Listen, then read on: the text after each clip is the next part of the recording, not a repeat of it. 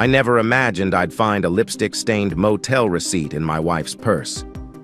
I stood there, gripping that crumpled evidence, my heart pounding like I was the one caught cheating. In that split second, every lie she'd told scorched through my brain, burning away whatever trust remained. I felt rage coil around me like a viper, daring me to strike first. People always say architects see the bigger picture, but I was too blind to see hers. I watched my wife wreck our home with a single text, my daughter's world shattering alongside mine. Now it's time I dismantle everything she thinks she's built. Chapter 1. Jay was sitting at his drafting table late one night, leaning over a half-completed design for a sleek downtown office building. He tapped his pen on the blueprint, lost in thought. He was known in the industry for his meticulous detail and bold innovation, the kind of architect who could spot a structural flaw from a mile away. Tonight, though, his concentration kept faltering. He glanced at his phone, noticing it was almost midnight, and Simone still wasn't home. He pressed his lips together, suppressing a surge of annoyance. Every time Simone said she was out with a client, something in her tone made his gut tighten. She was an interior designer, yes, and that sometimes meant late consultations. But the frequency had soared in the past month. Her explanations never quite added up like the other day when she said she'd been halfway across the city at a new-build consultation, yet he caught a faint whiff of cologne on her scarf. Definitely not her usual perfume. He told himself he was being paranoid. Simone had always been friendly, vivacious, the kind of woman who lit up a room, but there was a shift in her recently. She was more secretive, more defensive, and Jay, a man who drew entire realities from his imagination, began to sense some hidden story in her eyes. He ran a hand over his face. "Get a grip," he muttered, then forced himself to refocus on the building design. The lines demanded his attention. He was adding a dramatic, curved facade, a signature flourish of his work, and double-checking structural load calculations. But after only a few minutes, he heard the soft hum of a car engine outside. He stood and moved to the window. Simone's sedan was pulling up the driveway. Only one headlight was working. He'd warned her to fix it, but she'd brushed it off. That was the new Simone. Dismissive, easily irritated, constantly glued to her phone. He listened as she entered the house, dropping her keys on the kitchen counter. She eased off her heels with a heavy sigh, then stepped into the living room where he still had the overhead lights on. She seemed startled to see him awake. "Wow, you're still up," she said, forcing a smile. Jay noticed something off in her expression. Guilt, maybe. Or fear. "Couldn't sleep," he said, crossing his arms. "How was the meeting?" Her hesitation was almost imperceptible, but Jay's keen eyes didn't miss a thing.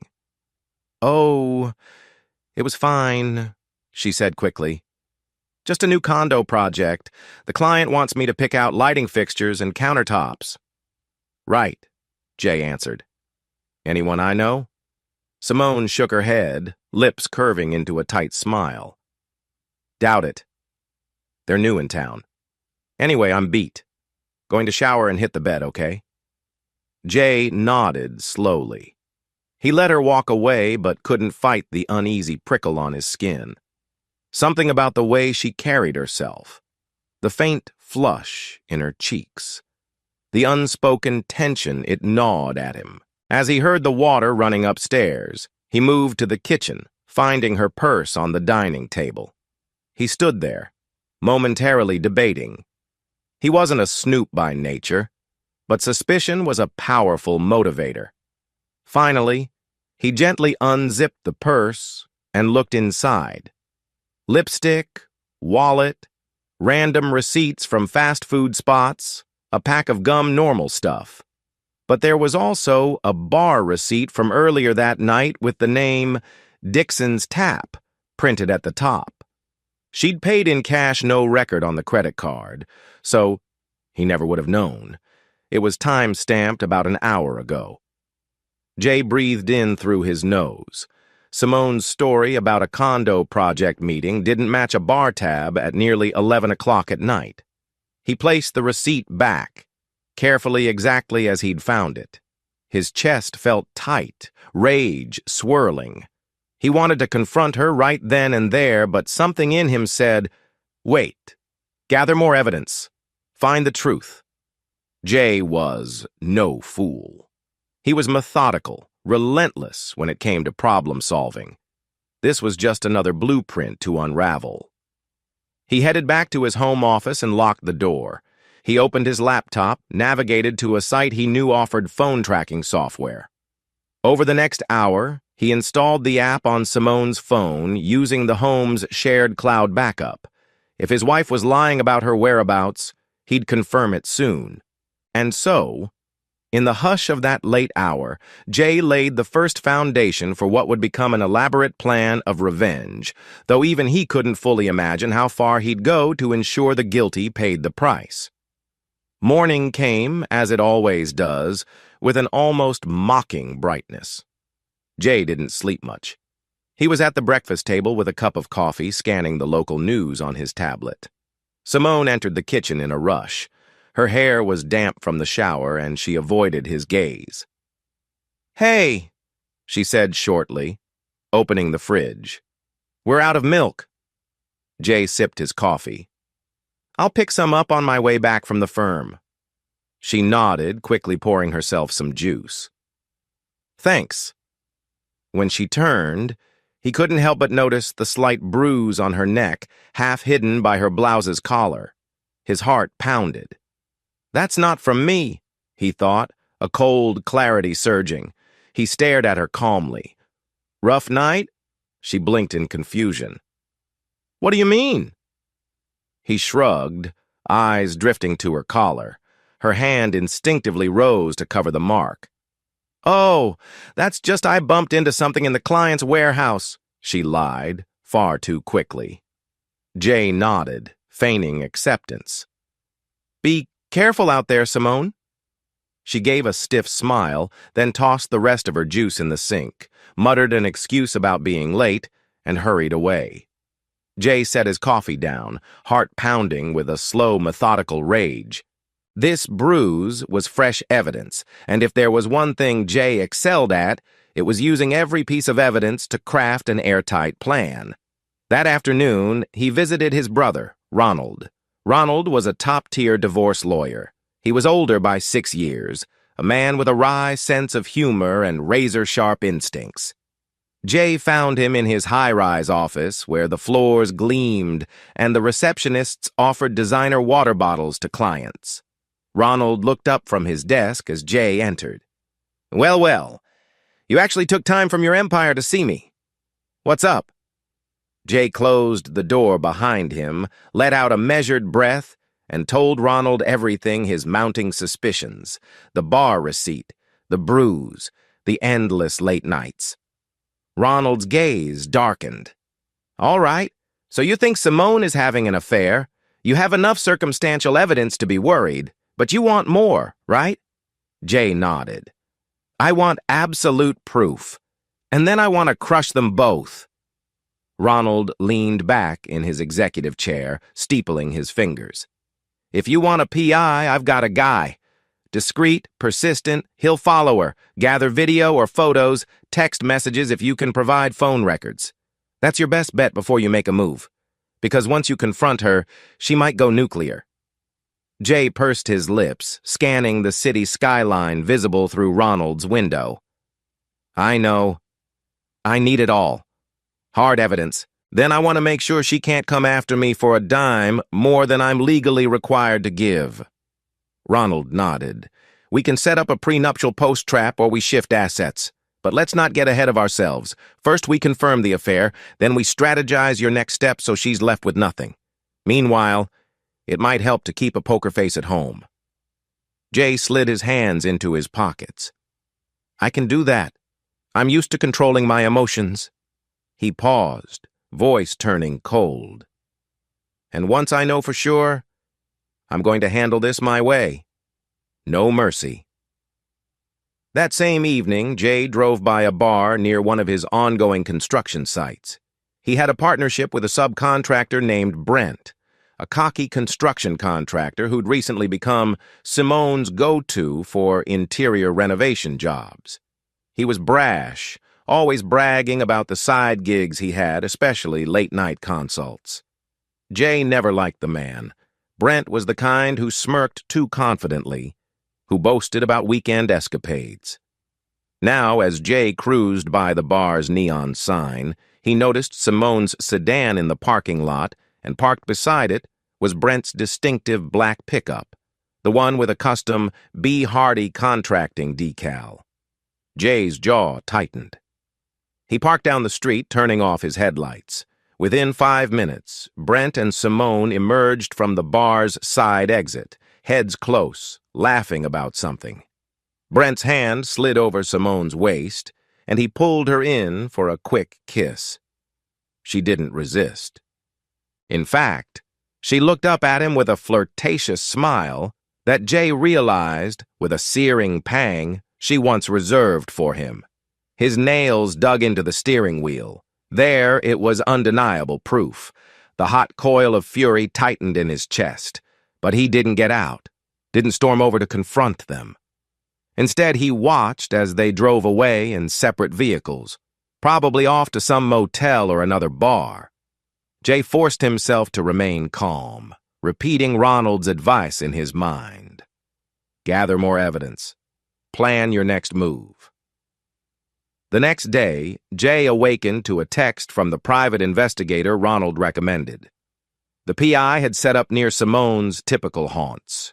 He had photos, Simone entering Brent's black pickup, them kissing in broad daylight at a construction site, them checking into a cheap motel just outside of town. Jay stared at the images with a numb, icy focus. He texted the PI. "Keep going. I want everything." This was no vague suspicion. This was a documented affair.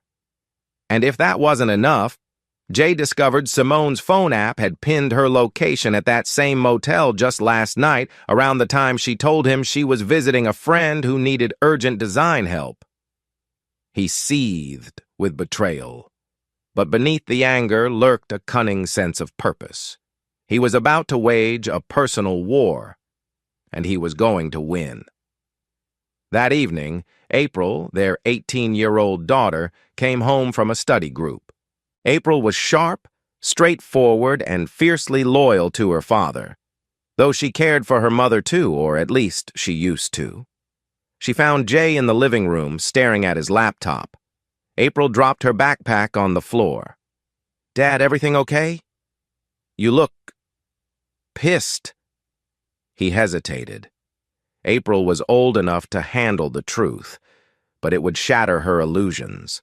Still, he believed honesty was better than letting her walk blindly into the chaos. He turned the laptop so she could see the pictures of Simone with Brent. April's eyes went wide. "Oh my God," she whispered. "That's Mom. That's Brent from your job sites. Are you serious right now?" Jay's voice was calm, controlled. "It's real. I've confirmed it every way possible." April's face reddened, and tears threatened. "How long?" He rubbed the bridge of his nose. "A few weeks, maybe more." "I'm sorry, April. I didn't want you involved, but I won't hide it." She sank onto the sofa, trembling with anger. "That's disgusting. How could she do this?" Jay closed the laptop. "I'm going to deal with it, but I need you to stay focused on school, okay?" April lifted her chin. "No, I'm not just going to stand by. You helped me with everything in my life, Dad. The least I can do is help you now." Jay studied her determined expression. "I appreciate it, but I don't want you getting hurt in the crossfire." April nodded stiffly. "I know, but I'm here for you.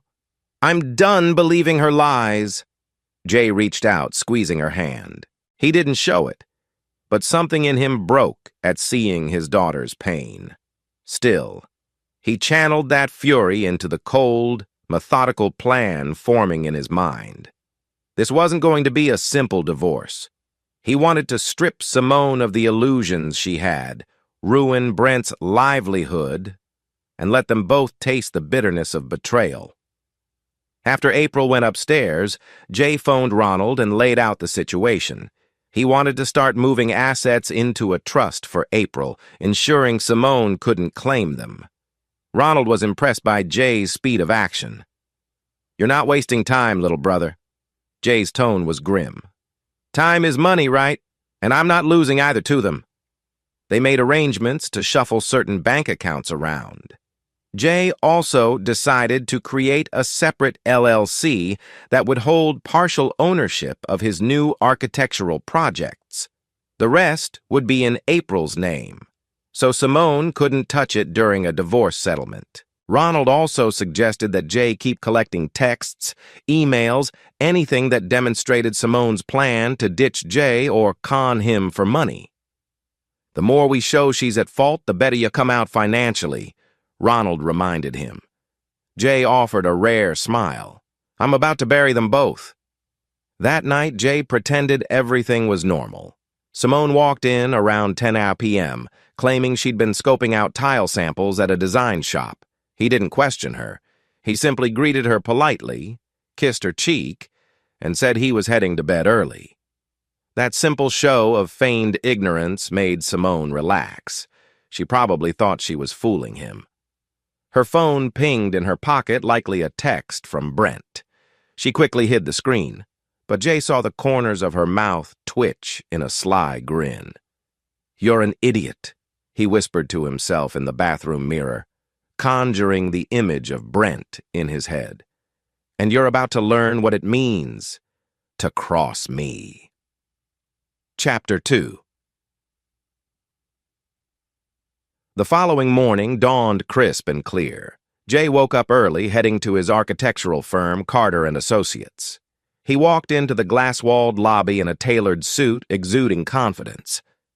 His employees respected him not just for his brilliant designs, but for his decisiveness under pressure. Today, he called an impromptu meeting with the project managers, including some folks who interfaced with Brent's construction crews. "I want to accelerate our next phase on the Redwood Tower project," Jay announced, voice firm. "But we need to finalize which contractor we're hiring for structural reinforcement. Brent Hardy is on the list, but we've had some questions about his reliability."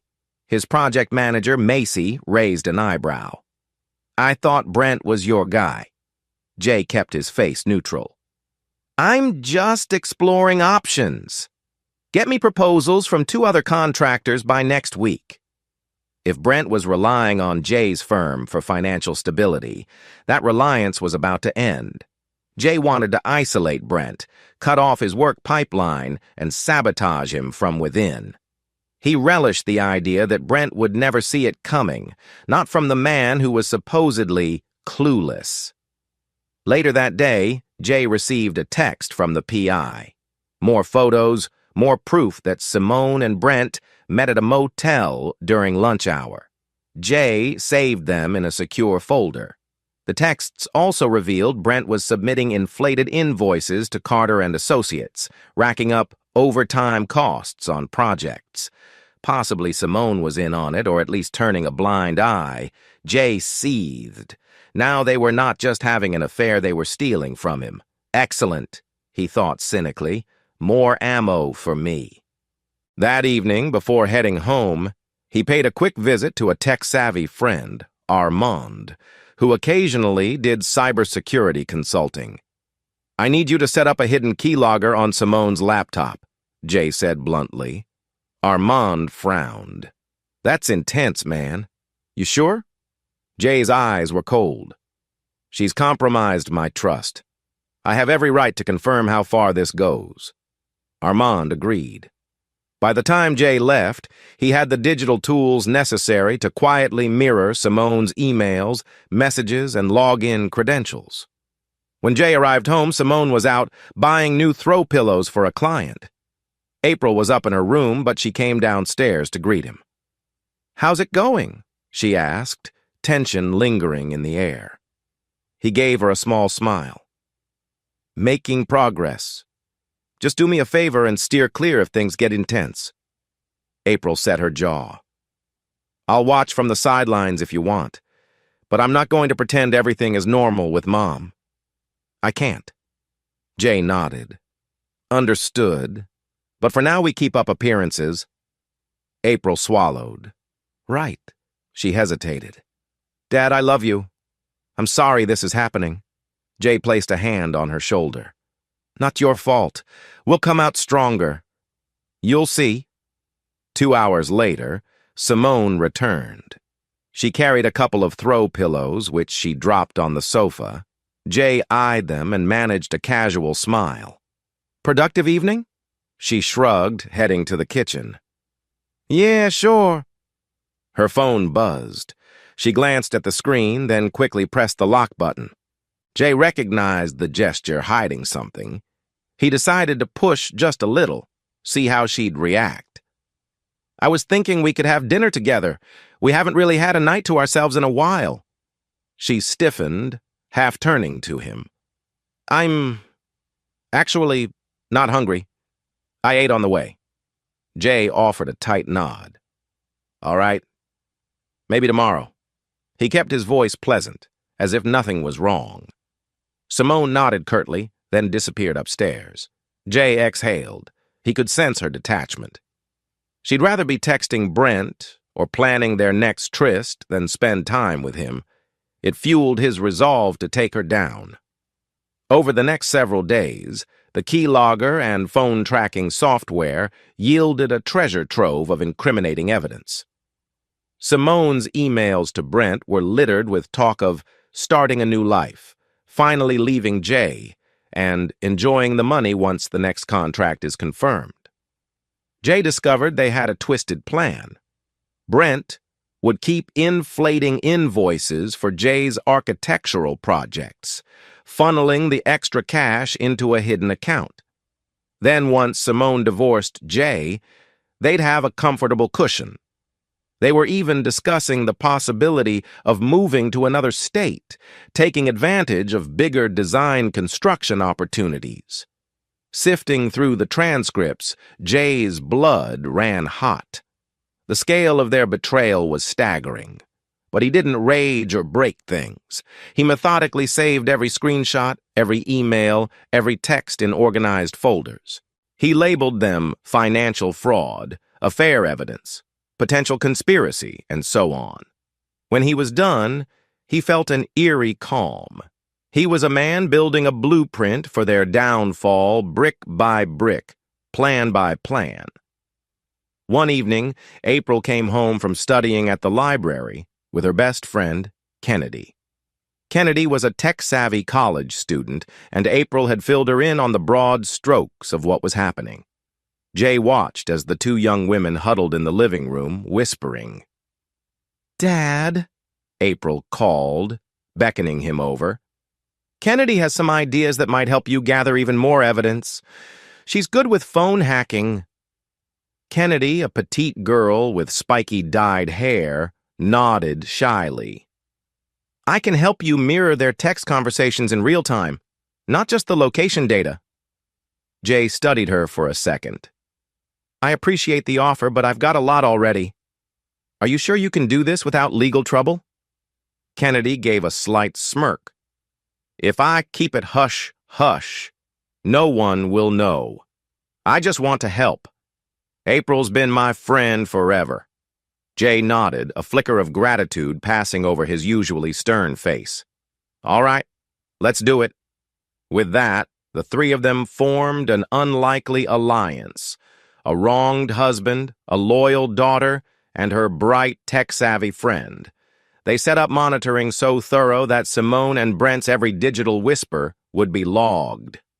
That night, Jay cooked a full dinner steak, roasted vegetables, a bottle of good Cabernet. He made sure to set the table elegantly, complete with candles. When Simone arrived, he greeted her with a smile. "What's the occasion?" she asked, wariness in her tone. Jay shrugged, spreading his hands. "I just realized it's been ages since we did this. Felt like we deserved a nice evening.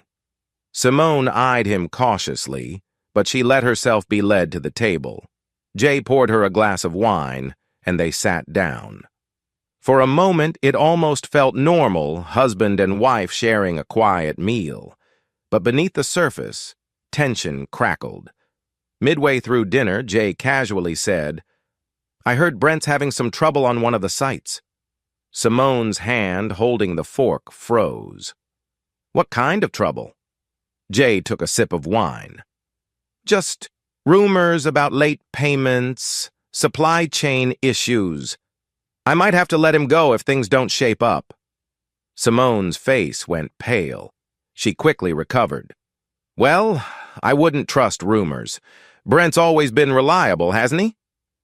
Jay let a sly smile slip. "Guess we'll see." Then he changed the subject, talking about April's upcoming college plans. He could feel Simone's tension. She was probably texting Brent under the table every chance she got, warning him that Jay might be onto something. Perfect, Jay thought. Let them squirm. After dinner, Simone excused herself, claiming exhaustion. Jay lingered, swirling the remains of his wine in the glass, staring at the flickering candle. His phone pinged. It was a text from Ronald. "Got the preliminary paperwork drawn up for a potential divorce. Let me know when you want to serve her." Jay typed back, "Soon. Need a little more time to finalize certain details." He closed his eyes, exhaling slowly. In his mind, he pictured Simone's smug face, Brent's self-satisfied grin. He pictured them plotting against him, mocking him. Then he pictured them kneeling in despair when the truth of his revenge came crashing down. Chapter 3. The next week, Jay made a bold move. He invited Brent to his office to discuss a major opportunity. The office's conference room was spacious, with floor-to-ceiling windows overlooking the city. Brent arrived, wearing his usual too-tight polo shirt that showed off his gym muscles, sporting an overconfident smirk. Jay remained cordial as he directed Brent to have a seat. He then laid out a large set of architectural drawings on the table. "I've got a new project in the pipeline," Jay said in a smooth tone. "A boutique hotel downtown. The budget's substantial, and we're looking for a contractor who can handle all aspects: foundation, framing, interior finishing." Brent's eyes gleamed with greed. "You know me, man. I'm your guy. We've already got a great working relationship, right?" "Sure," Jay said neutrally. "I just need you to sign some preliminary agreements. Standard stuff about liability, performance benchmarks, and there's a penalty clause if deadlines aren't met." Brent waved a dismissive hand. Yeah, no problem. Send them over, I'll sign whatever. When do we start?" Jay allowed a hint of a grin.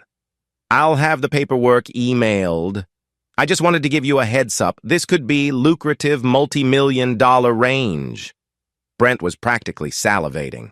"Man, you won't regret this. Seriously, Jay, I appreciate the trust." Jay extended his hand. "Glad to hear it." As they shook, Jay felt a rush of grim satisfaction. Brent was sealing his own doom. The contract Jay had drafted was riddled with strict penalty clauses and carefully hidden traps. One slip-up would cost Brent hundreds of thousands, and Jay had every intention of orchestrating that slip-up. After the meeting, Jay watched Brent swagger away, phone in hand, probably texting Simone, "Hey, babe, big project in the bag." Jay's phone buzzed a moment later. It was an alert from the mirror software. Sure enough, Brent texted Simone, "We're about to hit the jackpot." Simone responded with a string of enthusiastic emojis. Jay's lip curled. "Keep dreaming," he muttered. Then he forwarded the texts to Ronald, labeling them evidence of intent to commit fraud. Every step they took, Jay had them pinned. That night, Simone proposed an out-of-the-blue date night. She claimed it was to rekindle what we have. Jay accepted with a pleasant, if skeptical, smile. Part of him suspected she was feeling guilty or maybe trying to throw him off. Maybe Brent told her to keep Jay comfortable until the deal was done. He chose a quiet, upscale restaurant. Over the candle-lit table, Simone made a show of reaching out to hold Jay's hand. "I feel like we've grown distant," she said softly, eyes glistening in a performance that might have fooled a lesser man. Jay played along, nodding. "We have. I've been busy with projects. You've been busy too." She gave a small laugh, though it sounded hollow. "Yeah, it's just stressful, juggling everything." He studied her face. "I understand. Maybe we should talk more, share what's going on in our lives." Her eyes flickered. "Yes? We should?" She sipped her wine, swallowing nervously. Even now, Jay could feel her phone vibrating in her purse. He knew it had to be Brent, probably checking in. The entire situation was a farce. But Jay had no intention of calling her out yet. He wanted her to believe he was in the dark a little longer, just enough rope for her to hang herself. Meanwhile, April and Kennedy continued their side project. They discovered a set of emails Simone sent to a realtor in another state, Colorado, inquiring about properties there. Simone wrote things like, "We'll have a sizable down payment soon. We're finalizing a major contract," and "ready to leave my old life behind." The implications were obvious. Simone planned to run off with Brent once they'd milked Jay for money. April confronted Jay with these findings. "Dad, she's literally planning to vanish on us. She doesn't care about me, about you. It's all about the payout." Jay took the printed emails with a grim nod. "I know. Let her think everything's smooth. When I make my move, she'll have nowhere to turn." April's face was clouded with hurt and anger. "I just can't believe she'd do this." Jay's expression softened. He wrapped an arm around April's shoulder. "Me neither. But we'll handle it. I promise you. We'll be okay." The next day at Carter and Associates, Jay discreetly informed his finance team to scrutinize Brent's invoices carefully. He also told them to expedite the Redwood Tower project's schedule, but to demand triple documentation for every cost. Brent, used to padding his bills, would slip up eventually, especially under pressure. Jay wanted that slip in black and white. Sure enough, within a week, Brent submitted an invoice with suspicious charges. The finance manager flagged it. Jay smirked at the line item. "Overtime for site supervision, $5,000. Jay knew from site logs that no one had been present after hours. He had the security footage. This was blatant fraud. Quietly, Jay instructed his manager, "Pay it. Keep it on record." He wanted Brent lulled into believing his scam was working. The bigger the fraud, the harder the fall. That evening, Simone was working late again. Jay tracked her phone to the same motel. He watched in real time as the location stayed pinned for over 3 hours. By the time she came home, it was almost midnight. She reeked of a cologne that sure as hell wasn't Jay's. She tried to slip upstairs without a word, but Jay called from the living room. "Hey, Simone, you got a minute?" She paused, tension stiff in her shoulders. "Sure." He patted the sofa beside him. "Come sit." She perched on the edge, forcing a smile. "Is something wrong?" He took a breath, deciding to toy with her. "I feel like we need to be honest with each other. The distance between us is getting bigger. Are you sure there's nothing you want to tell me?" She blinked rapidly, eyes betraying a flicker of panic. Then her expression hardened into mild annoyance. "No, Jay. I'm just busy.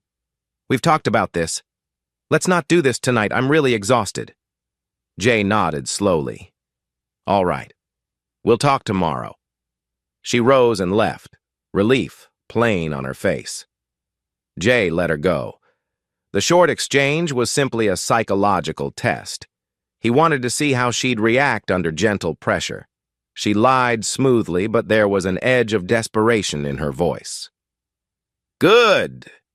He glanced at the time, 12:07 a.m. He was forging the final lines in the blueprint of her downfall. Chapter 4. A few days later, Jay scheduled a lunch meeting with Ronald. They met at a busy downtown cafe. While people around them chatted over salads and sandwiches, Jay laid out the new evidence: fraudulent invoices, phone transcripts, the planned escape to Colorado. Ronald's eyebrows climbed higher with each detail. "This is insane," he muttered, flipping through the photos. "Simone and Brent are not just having an affair. They're orchestrating a con job on your firm. We could take this straight to the police." Jay shook his head. "Not yet. I want to deliver maximum damage. Financial ruin for them both, especially Brent. Then once Simone tries to claim a share of my assets in divorce, we drop the bomb and show the courts her infidelity and fraud. She walks away with nothing. Meanwhile, I'm going to pull out the rug from under Brent's business, so no one will hire him again." Ronald drummed his fingers on the table, studying his brother. "You've thought this through." Jay's eyes were cold and resolved. "Every detail. I refuse to be a victim." Ronald nodded slowly. "And April's on board with all this?" Jay set his jaw. "She's an adult. She knows exactly what her mother is doing. We can handle it."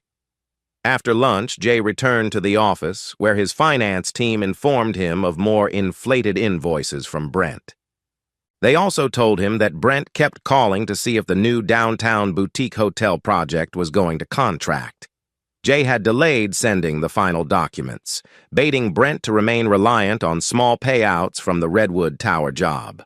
Jay's plan was to wait until Brent was financially overextended, then kill the contract. That would leave Brent strapped with debt, no major prospects, and no leverage. Meanwhile, the hotel project was actually real, but Jay had no intention of awarding it to Brent. He was merely dangling it like a carrot. That evening, Simone claimed she was staying at a friend's place. She didn't even bother with an elaborate excuse. Jay watched from the living room window as she drove off, no doubt to meet Brent. April, who was doing homework at the dining table, set down her pen and sighed deeply. "This is so messed up," April said quietly. "She just leaves. No explanation." Jay forced a calm tone. "I know it's hard for you to see her like this, but trust me, we'll be better off when this is done." April stared at him. "What if you just confronted her tonight? Ended this nightmare?" He shook his head. "If I do that, she might try to pull some legal trick or flee with what she's got. I need to push the final piece into place." April nodded, shoulders slumping. "Okay, Dad. I trust you." Her dejection nearly broke his composure, but he reminded himself Simone had betrayed them both. She didn't deserve mercy. And soon, justice would come crashing down on her and Brent. The next morning, Jay pretended to leave for work as usual. Instead, he circled back and parked a few blocks away from the motel Simone frequented. The PI had tipped him off that she was still inside with Brent. Jay watched them exit, around 9 a.m. clothes slightly rumpled. They parted with a lingering kiss before heading to their separate vehicles. Jay took discreet photos, though he already had plenty. He felt an odd numbness. He wasn't even shocked anymore. The betrayal had become routine. He followed Brent's truck at a distance. Brent drove straight to a small local bank. Jay observed from across the street as Brent walked in, then emerged about 20 minutes later, pockets bulging with what might have been deposit slips. Interesting, Jay thought. Possibly he's moving money around, but he has no idea that I'm about to empty his pockets for good. That afternoon, Jay had a staff meeting. He informed them that the Redwood Tower's next phase was drastically downsized due to budget constraints. "We won't need as many labor hours," he explained casually. "So the overtime we accounted for is off the table." He knew this news would find its way to Brent, who was counting on those inflated overtime charges. Sure enough, an hour later, Jay got a call. It was Brent, voice laced with anxiety. "Jay, buddy, I heard Redwood Tower scaling back." That's gonna kill our margin, man. Jay allowed a sympathetic tone. I know, it's unfortunate, but there's still the big hotel project. Hang tight, okay? I'll have the final contract to you soon. Brent exhaled, sounding relieved. All right, thanks, man. I'm counting on that. Jay hung up, a satisfied smile curving his lips. Yes, keep counting on illusions. Late that evening, Jay returned home to find Simone already there, pacing in the living room like a restless cat. She turned as he walked in, her expression guarded. "Where have you been?" she asked, arms folded. Jay raised an eyebrow. "Work, as usual. Everything okay with you?" She hesitated. "Yeah, it's just, you've been acting strange lately." Distant. He gave a humorless laugh. "Funny. I could say the same about you." She started to speak, then closed her mouth. Jay wondered if she could sense the impending storm. Maybe on some subconscious level she recognized that his calm was the quiet before devastation. He set his briefcase down. "Simone, if there's something bothering you, just say it." She forced a tight smile. "We're fine, Jay. Seriously, let's not fight." Jay just nodded. "Sure. I'm heading to bed." She looked like she wanted to stop him, to say more, but Jay simply went upstairs. Behind him, he could almost feel her confusion. Good. Let her stew in it. That night, in the solitude of his home office, Jay reviewed the final contract drafts for Brent's downfall. He included specific penalty clauses, any proven invoice fraud, any missed deadlines, or unapproved cost overruns would result in a crippling financial penalty that dwarfed the contract's base profits. He planned to have Brent sign it at the end of the week, right after Jay dangled some forged evidence that another contractor was vying for the job. Brent would be desperate, compelled to sign, and then, unknowingly, he'd be signing his own business's death sentence. Jay leaned back in his chair, thinking of Simone. He'd serve her with divorce papers, loaded with all the evidence of her affair and conspiracy. She'd either get next to nothing or face criminal charges if she fought back. Brent would be so broke and disgraced that the notion of running away to Colorado would be a laughable fantasy. He closed his eyes, inhaling deeply. "Almost there," he murmured. "Just a few more days." Chapter 5. April slammed her bedroom door, heart pounding so hard it echoed in her ears. She'd never felt such a mixture of betrayal and rage. Downstairs, she heard the front door shut, her mother, Simone, leaving in a huff after their explosive confrontation at dinner the night before. In the aftermath, the house felt eerily still, as if every piece of furniture remembered the shouting and had recoiled. April threw herself onto her bed, hugging a pillow tightly. She replayed Simone's lies in her mind, the scathing revelation that her mother had been cheating with Brent. The images, the photographs, the text messages too damning to deny. April's initial wave of hurt had turned into a roiling sea of fury that refused to subside. As an only child, she'd grown up feeling close to both parents. Now she questioned how long Simone's deceptions had been in motion. Jay gently knocked before opening the door. Despite everything, he still wore a calm, measured expression, the one he always displayed when dealing with adversity in his professional life.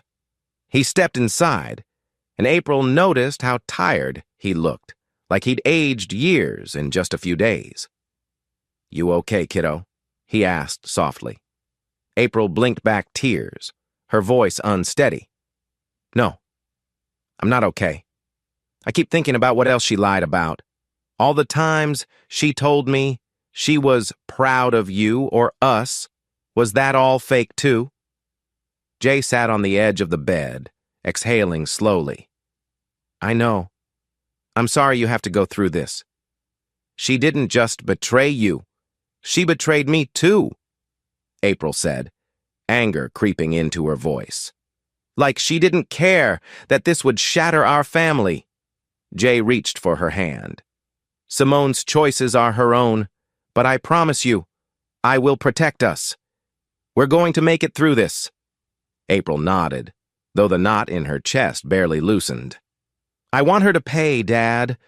Maybe that sounds awful, but I don't care. She deserves whatever's coming. In that moment, seeing the look in April's eyes of fierce determination overshadowing the usual teenage angst, Jay felt his own resolve intensify. Trust me, he said quietly. She will.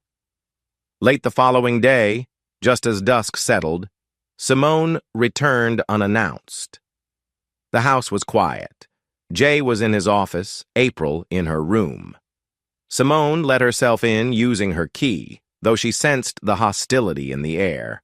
She tiptoed toward the living area, eyes darting as if she expected an ambush.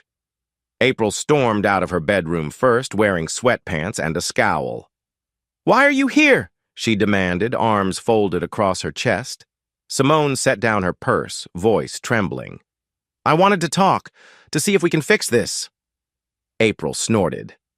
"Fix this? Mom, you blew it up. You and Brent." Simone's face flushed. "He's not. It's complicated, April. You don't understand." "Stop!" April snapped, stepping back as Simone tried to reach for her.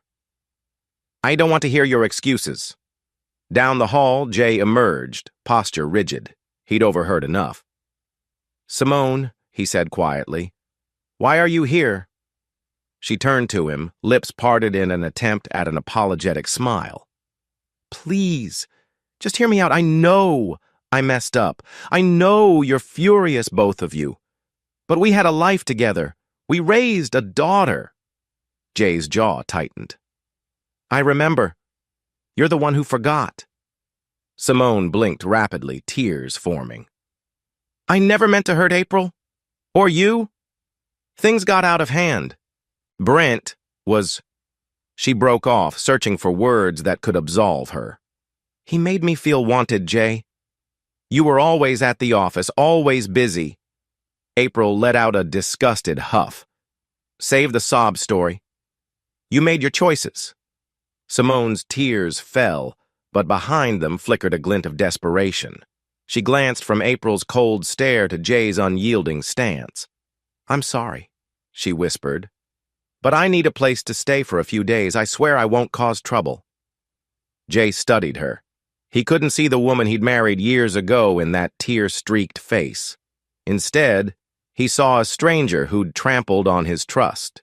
Still, he weighed the consequences of throwing her out again. Maybe letting her stay would keep her where he could watch her. "You can stay in the guest room," he said at last, voice like ice. "But only until you figure out your next move. Don't expect anything else." Simone exhaled shakily, nodding. April whipped around and disappeared into her bedroom without a word, the door slamming soon after. Simone stood in the hallway, a shell-shocked expression on her face, while Jay silently returned to his office. If Simone had hoped for a warm reconciliation, she found only cold walls closing in. For the next few days, a tense truce settled over the household. Simone slept in the guest room, coming out sporadically to fix herself meals or attempt small talk with Jay or April. Mostly, they ignored her. April refused to sit in the same room, heading off to hang out with her best friend, Kennedy, whenever Simone appeared. Jay, for his part, observed Simone's every move.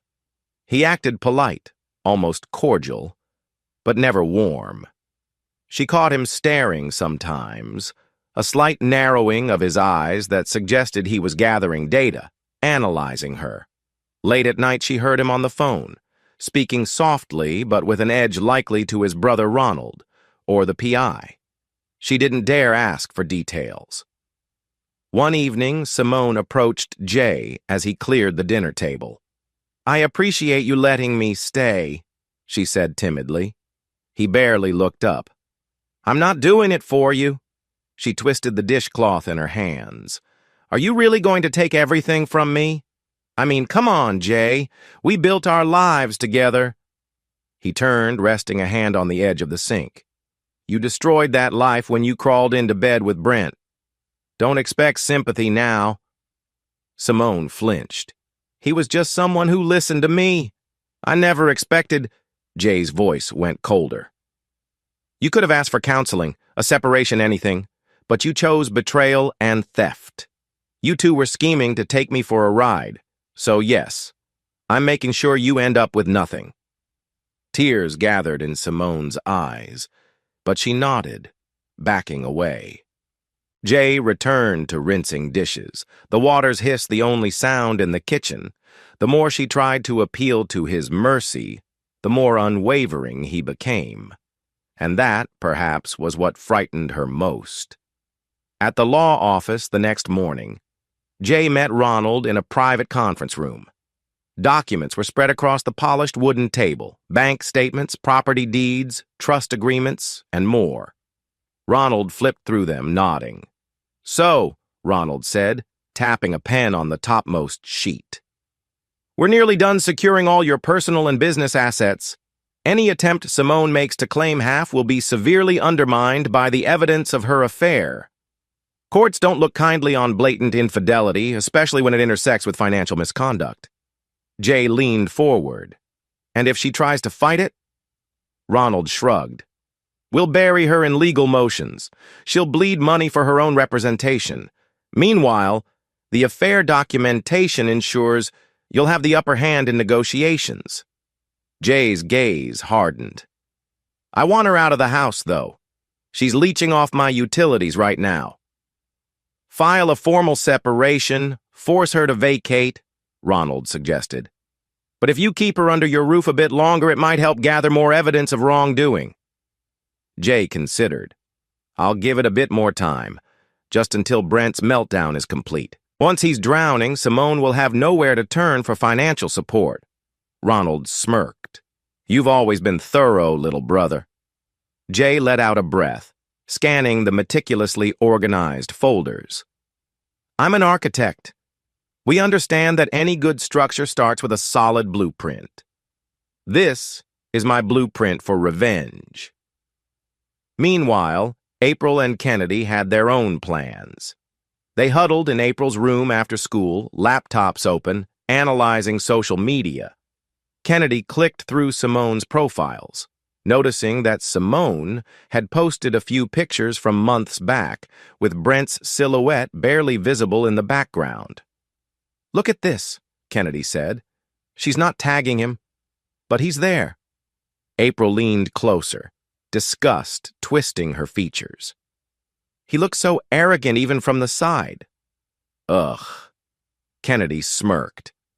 If we leak these along with the motel pics, it'll paint a pretty clear timeline, but maybe we should wait for your dad's go-ahead. April nodded. He's got a big plan. I don't want to compromise it, but I also want everyone to see who my mom really is. Kennedy spun her laptop around, displaying a half-finished blog post. We could craft a narrative like a cautionary tale, but that might be too public, too soon. April's expression hardened. I don't care about Mom's reputation. She's destroying Dad. She needs to feel what it's like to have her name dragged through the mud, too. Kennedy placed a gentle hand on April's arm. I get it. Just be sure that public humiliation is what your dad actually wants right now. He might have a more surgical approach in mind. April sighed, glancing at the closed door. You're right. Let's hold off. But if she tries to spin this as Dad's fault, I'm going scorched earth. Kennedy nodded in agreement, eyes flashing with loyalty. Ride or die, girl. That night, Simone paced in the guest room, phone in hand, trying to call Brent, straight to voicemail. She sent him texts, call me. Jay's onto us. I'm scared. But no reply. The walls seemed to close in. She feared Jay had already done something to sabotage Brent's business, or maybe Brent was simply ghosting her now that the heat was on. She thought about sneaking out of the house, But to go where? She had minimal savings in her personal account. She'd counted on Brent's promise of a big payday once the new construction contract came through. Jay's contract. How could I have been so foolish, she berated herself. Around midnight, she wandered into the living room, only to find Jay sitting in the dark, reading over some documents by the soft glow of a side lamp. He didn't acknowledge her. Heart-pounding, Simone realized she was practically caged. No money, no plan, and a husband who was systematically dismantling her future. Her breathing quickened, chest feeling tight. She pressed a hand over her heart, panic flooding her veins. "Jay," she said, voice shaky. "I can't breathe." He finally looked up, mild concern flickering across his features, but not enough to overshadow his cold anger. "Sit down," he said. "Calm your breathing." She sank into the couch, tears sliding down her cheeks. I feel like I'm dying." Jay watched her for a moment, then rose to fetch a glass of water. "Panic attack," he said quietly, handing it over. "Take slow sips." Simone sipped, inhaling tremulously. Why are you being so cold? We had a life. You used to love me." He kept his voice low. "I did love you. But you betrayed me, Simone. And you expected me to roll over like a doormat?" She tried to speak, but he turned away, retrieving his papers. "Go back to the guest room," he said, dismissing her. "I have work to do." She blinked in disbelief. The man she'd known for years, once so caring and warm, was now frigid, unyielding. Real terror gripped her. He's serious about destroying me, she thought, and she had no clue how to stop him. Across town, Brent was facing his own crisis. The supply delays engineered by Jay had triggered the penalty clauses in the contract. Brent received an official notice stating he owed a substantial sum for the schedule overrun. On top of that, rumors were swirling among his crew that he'd mismanaged funds. Brent stormed around his office trailer, cursing Jay, cursing the contract he'd signed without reading. Some of his laborers were threatening to quit if they didn't get paid on time. Subcontractors were calling, demanding answers. And now Simone was blowing up his phone with frantic texts. He didn't need her drama on top of everything else. Let her deal with her own mess, he thought. He dialed a friend in the city permitting office, trying to get an extension or some relief from regulations, but no luck. The friend simply shrugged verbally, saying, "These are major penalties, Brent. I can't override what's in your contract with Carter and Associates." Breathing heavily, Brent threw his phone onto the desk. "Jay Carter," he seethed. "I'll find a way out of this." But in the pit of his stomach, dread churned. He had no fallback plan. If Jay blackballed him in the industry, he'd be finished. The next morning, Simone tried again to contact Brent. No answer. At the same time, Jay quietly put in calls to colleagues in the construction world, subtly questioning Brent's integrity, hinting that Brent might be siphoning funds or cheating on labor costs. Word spread quickly. Suddenly, Brent found new contracts slipping away. Simone, stuck in Jay's guest room, overheard him on a phone call with Ronald. "Yes, we're moving forward with the formal separation," Jay was saying. "She'll have 30 days to vacate if she doesn't cooperate." Simone's stomach lurched. She felt like a prisoner waiting for a sentence to be carried out. She considered confronting Jay, pleading for a second chance, but every time she saw him, she was met with that hard, unyielding stare.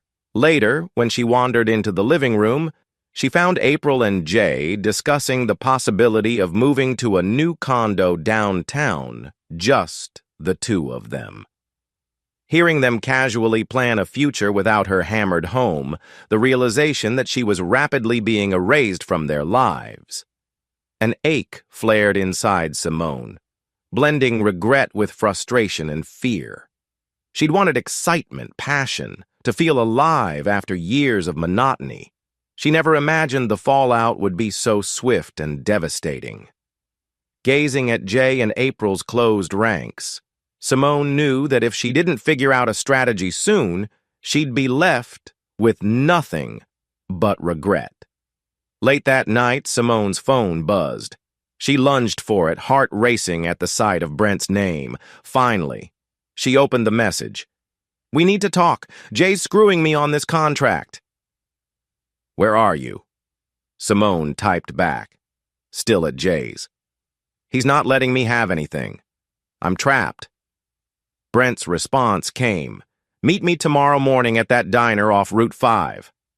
Simone's hands shook as she read. Could Brent possibly have a plan? Maybe they could salvage something, escape the financial noose Jay had placed around both their necks. She quickly typed, "I'll be there." She shut off the phone, lying awake in the darkness, restless. Her thoughts whirled with the hope that Brent might rescue her.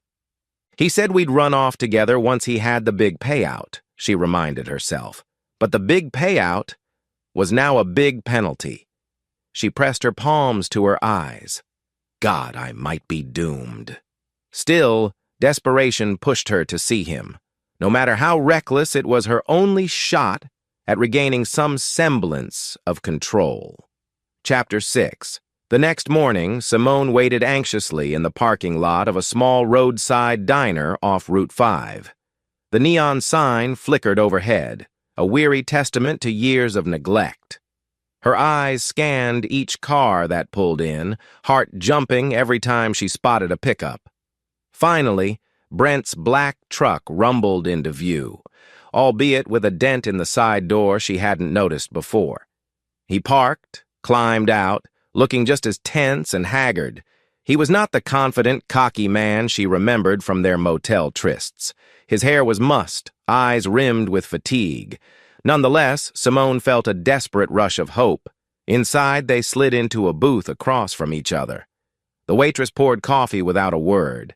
Brent tapped his fingers restlessly on the table, refusing eye contact. "You okay?" Simone ventured. He let out a humorless laugh. "No, I'm not okay. Jay's got me over a barrel. The penalties alone could bankrupt me." Simone gulped, stirring her coffee. "I had no idea he'd pull this kind of contract trick. He never mentioned it." Brent's eyes flashed. "He's cunning, that's for sure. I'm losing work left and right. Rumor is Jay's blacklisting me. Subcontractors are spooked." Simone's hand trembled around the mug. "He's filing for divorce. He wants me out. I have nothing left." Brent leaned back, jaw tight. "Look, I'm sorry about that, but you can't stay at his place and expect me to bail you out. I've got my own problems." She bristled. "You said we'd run away together once you got the big job. You said you'd protect me." He slammed a fist on the table, drawing a glare from the waitress. "That was before I realized Jay had outsmarted me at every turn. I'm drowning in debt." Simone swallowed hard, tears threatening. "So, what do we do?" Brent sighed, raking a hand through his hair. "I'm looking for a lawyer to see if we can fight the contract or countersue. Maybe we claim entrapment or something." "That'll take money we don't have," Simone murmured. Outside, the wind whipped at the diner's windows. Brent's gaze flickered around, as if searching for a lifeline that wasn't there. "All I can say is find a way to get out of Jay's house and see if you can land on your feet somewhere. I need time to figure out how to fix this." Simone stared at him in disbelief. "You're abandoning me." He shook his head. "I'm not abandoning you. I just can't fix your problems when I can't even fix mine." Her vision blurred with tears. She realized that the man she'd risked everything for was now stepping back, prioritizing his own survival. In that moment, she knew she was truly alone. Simone returned to Jay's home, face drawn. He was in the kitchen, rummaging through the fridge for a late lunch. He cast her a disinterested glance. "You went out early," he noted, sipping water. She avoided his gaze. Just needed fresh air. Jay said nothing more, returning to his meal prep. Simone felt his dismissal like a punch to the gut. It dawned on her how utterly powerless she was in this situation. She had no job leads outside of her design clients, most of whom were found through Jay's referrals. If Jay decided to blacklist her, as he had Brent, she'd be left with no income. Later, she retreated to the guest room, browsing real estate listings in a desperate attempt to find a modest apartment. But nearly every option required a deposit she didn't have. Even the cheaper places were out of reach if she couldn't secure consistent work. She realized bitterly that she'd created her own personal nightmare. Meanwhile, news of Brent's shady invoicing began spreading beyond just word of mouth. One of the subcontractors he'd stiffed posted an angry rant on a local contractor forum, accusing Brent of fraud. A small, local news site picked it up, doing a short piece on corruption in the construction industry. Though they didn't name names explicitly, those in the business easily connected the dots. Jay read the article over his morning coffee, lips curling into a satisfied smile. April, standing nearby, asked, "What's got you looking so smug?" Jay leaned back in his chair. "Brent's going down, publicly. This is just the start." April nodded, though a flicker of sadness passed across her face. "He deserves it, but it's still crazy. Everything's so messed up." Jay set down the tablet, reaching to squeeze her hand. "I know. But sometimes you have to fight fire with fire." That afternoon, April returned from school, laden with textbooks. She found Simone in the living room flipping through design magazines, likely trying to distract herself. Simone looked up, managing a shaky smile. "Hey, sweetie. How was your day?" April paused, then brushed past her toward the stairs. "Fine," she said curtly. "April," Simone said, voice soft. "We need to talk. I know you're angry." April whirled around, eyes blazing. "Angry doesn't even begin to cover it. You lied to me for months. You trashed Dad like he was nothing. I don't want to hear any excuses." Simone stood, tears threatening. "I'm still your mother. I know I made mistakes, but can't we—" "Stop!" April snapped, gripping the banister so tightly her knuckles whitened. "You broke this family. I can't even look at you without feeling sick. If you care about me at all, you'll leave Dad alone." Simone's tears spilled over. "I don't know where to go," April scoffed, voice catching. "You should have thought of that before shacking up with Brent." Then she turned on her heel, bounding up the stairs. Simone sank onto the couch, sobbing quietly. She hadn't expected forgiveness, but the sheer force of her daughter's contempt was unbearable. Once they'd shared late-night movie sessions, shopping trips, inside jokes. Now April treated her like a stranger. Kennedy's digital prowess kicked into high gear that evening.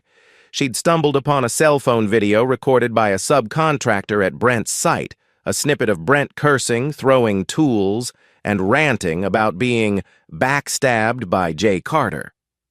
The subcontractor had posted it on a small construction Facebook group, but Kennedy sensed it had viral potential. She downloaded the clip, edited it to highlight Brent's meltdown, and spliced in photos of Simone and Brent kissing at the motel. She added text overlays. "Contractor meltdown caught cheating with the boss's wife." Then she posted it anonymously on a popular local gossip page. Within hours, the video garnered thousands of views shared by people who recognized Brent or Jay's company name. April watched the share count climb, heart pounding. She pictured her father's cold satisfaction. Maybe it'll help Dad's cause, she thought. Maybe this public shaming is exactly what they both deserve. Kennedy frowned a bit. "I hope your dad's okay with this going wide," she said, checking the rapidly multiplying comments. Many called Brent a con artist, a cheat, a clown. A few sympathized with him, suspecting Jay of orchestrating a trap. But most found the scandal juicy enough to devour. April shrugged. Dad's not big on social media, but I think he'll be fine with the narrative. Let the world see what a scumbag Brent is. By the next morning, Simone caught wind of the viral post.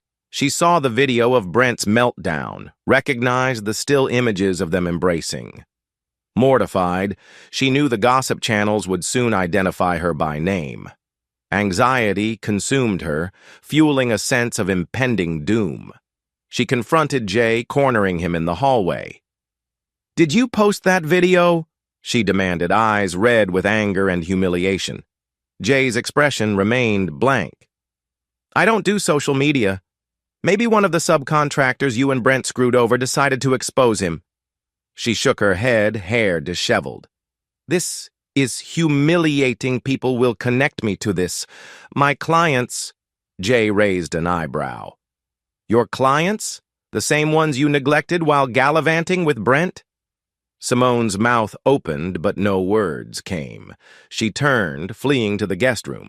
Once inside, she sank to the bed, hugging herself.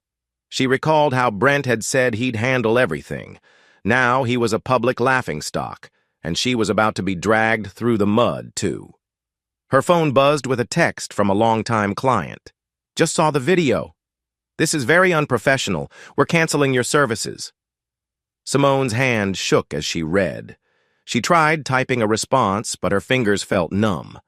The life she'd carefully built was falling apart in front of her eyes. Jay, noticing Simone's frantic retreat, felt a surge of satisfaction. He hadn't posted the video, but April and Kennedy's involvement suited his broader plan.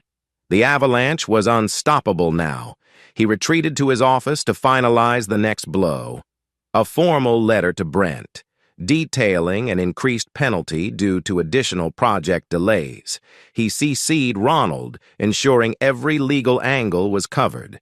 Then he scheduled a meeting with the city's business licensing board to lodge a complaint about Brent's questionable practices. After hitting send, Jay allowed himself a small smile. The man who had stolen his wife's affection was about to watch his reputation and career crumble in a blaze of shame, and Simone, she was caught between them with no shield left. He thought of April's words. "I want her to pay, Dad." He couldn't deny a part of him felt grim satisfaction in delivering that payment. Yet another part recognized the cost to his daughter's innocence. He sighed, straightening the papers on his desk. "We do what we must," he told himself, "and I'm not done yet." That night, Simone emerged from the guest room and knocked on Jay's office door. He opened it warily. She stood there, hair unkempt, eyes rimmed with dark circles, hugging her arms around herself. "Can we talk?" she asked in a shaky whisper. Jay stepped aside, letting her in. She glanced around at the walls lined with awards, architectural sketches a testament to his life's work. The same achievements she'd once admired. She took a seat across from his desk. "I'm desperate. I have nowhere else to go. Clients are dropping me because of that video. And Brent, he's not responding anymore." Jay leaned back in his chair, arms crossed. "So?" She swallowed. "Let me stay on as your in-house designer for a small salary. I can prove I'm still useful. I can rebuild my reputation. And maybe we can salvage something between us?" He studied her, letting the silence stretch. "You want me to give you a job? After you betrayed me, insulted me, and plotted to drain my bank accounts with Brent." She grimaced, tears in her eyes. "I'm asking for mercy, Jay. I don't want to lose everything." A flicker of anger crossed his face. "Mercy? You showed none when you conspired with him. And you think I'd want to salvage a marriage after you humiliated me?" Simone looked down at her trembling hands. "Please, I'm begging you." Jay inhaled, then let out a slow breath. "I might let you keep the guest room a while longer for April's sake, but you will not be part of my firm, and you will not share my finances." She opened her mouth to protest, but he continued, voice steely. "I've already filed for divorce. If you have sense, you'll sign without a fight because you'll lose in court anyway. Tears slipped down her cheeks. She gave a tiny nod, defeated. I understand. Jay's chest felt both heavy and strangely liberated. He'd once loved this woman. Now, he watched her crumble under the weight of her own betrayal. As he showed her to the door, he thought, this is only the middle of our story. And I hold all the cards. Chapter 7. Brent arrived at his usual bar late that afternoon, seeking an escape from the tidal wave of bad news. The bartender recognized him, giving a sympathetic nod. Everyone seemed to know about the viral meltdown. Some approached with curiosity, some with caution, but no one offered real support. He sipped a whiskey, ignoring the glances when his phone rang. He glanced at the screen, his ex-wife's number. With a groan, he answered. What? Her voice crackled with anger on the other end. I saw that video, Brent, and people keep telling me you're bankrupt. Have you been paying our kids' support out of scammed money? Brent pinched the bridge of his nose. Don't start. I'm taking you to court if you can't pay. I want every dime you owe me, she snapped, then hung up. He nearly crushed the phone in his fist. This day was getting worse by the minute. Not only was Jay pressing contract penalties, but Brent's personal obligations loomed large. He recalled the once lucrative gigs he'd boasted about. Now, phone calls went unanswered. Potential clients ghosted him. The bartender placed another whiskey before him, but Brent had no appetite for self-restraint. He drank heavily, mind clouding with resentment. In a swirl of mounting rage, he typed a furious text to Simone. This is as much your fault as mine. You better find a way to fix this or we're both screwed. No response came. Another shot went down. By evening's end, he stumbled out, a storm of bitterness fueling him. Jay Carter will pay for this, he vowed drunkenly, ignoring the fact that he'd started this war by messing with Jay's wife and money. Back at the house, April returned from a study session. She found Simone sitting on the living room couch, flipping TV channels listlessly. April considered ignoring her, but a surge of courage propelled her forward. She stepped into Simone's view, crossing her arms. Simone muted the TV. Hi, she said softly, looking drained. April kept her stance rigid. We need to talk. Simone nodded, patting the seat next to her, but April stayed standing. I heard you beg Dad to let you stay and to hire you. He told me. Simone's face fell. April, I know you hate me, but... April cut her off. I do hate what you did. I hate how you hurt Dad. And I hate that you're still here, expecting forgiveness when you haven't even taken real responsibility. Simone bowed her head. I accept responsibility. I was selfish, I fell for Brent's promises, and I threw away our family's trust. April's eyes welled with tears, but her voice remained firm. Dad's the best person I know. He doesn't deserve to be treated like a stepping stone for your fantasies. If you care even a little about me, sign the divorce papers and leave us alone. Stop dragging this out. Simone's shoulders shook. I have no one else, nowhere else. April sniffed. Actions have consequences. You taught me that once. Now you get to learn it. She turned and walked away, leaving Simone trembling on the couch, confronted by the reality that her daughter's contempt was unwavering. Later that evening, April confided in Kennedy. They sat on April's bedroom floor, cross-legged, laptops open. April recounted her confrontation with Simone, tears threatening to spill. Kennedy rubbed her friend's back gently. Let's see if we can find more on Brent. If there's more dirt, it'll help your dad with the legal side, Kennedy said. April nodded, wiping her eyes. Sure, that scumbag doesn't deserve any mercy. Kennedy typed away, scanning business records, court dockets, anything she could access. She struck gold in the county database, a pending lawsuit filed against Brent by a roofing supplier for unpaid invoices. The details included amounts in the tens of thousands. She whistled low. "This is big. Dad can use it to show Brent's pattern of financial irresponsibility, right?" April leaned forward, reading the screen. "Yeah. Or it might be more than that. If Brent's license is on the line, maybe we can force him to pay up the penalties faster. Or get him blacklisted from the entire region's projects." Kennedy nodded. "I'll compile this with the rest of the evidence. Soon, Brent won't be able to get a single job, even if your dad somehow doesn't crush him first." April exhaled shakily, a hint of satisfaction warring with the lingering sadness in her heart. Simone had destroyed their family for a man who was about to lose everything. Poetic justice, April thought grimly, but it still hurts. Night had settled, and Jay was in his office reviewing financial statements when his phone lit up with an incoming call from Brent. Jay stared at the screen, a wry smile tugging at his lips. He picked up. "Brent." Brent's voice was slurred with either anger or drink, likely both. You set me up," he accused, words tumbling over each other. "Those penalty clauses are insane. You tricked me into signing them."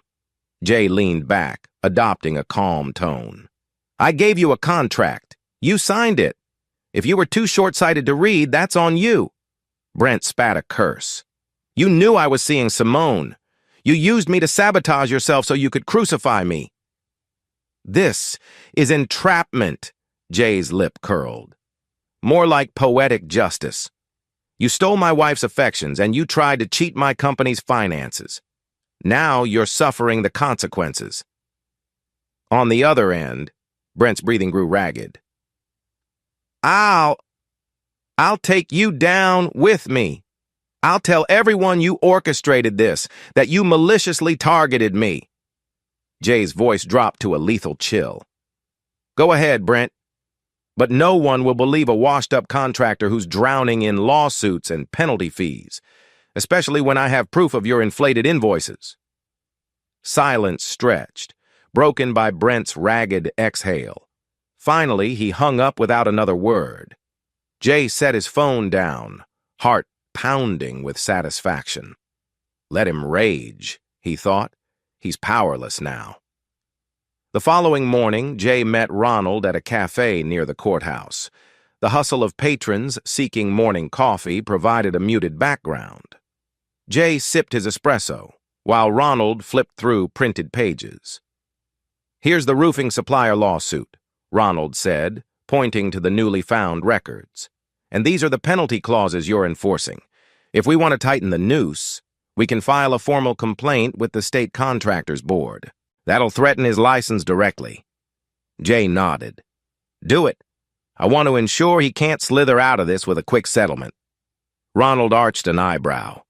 "You're enjoying this." Jay's expression remained cool.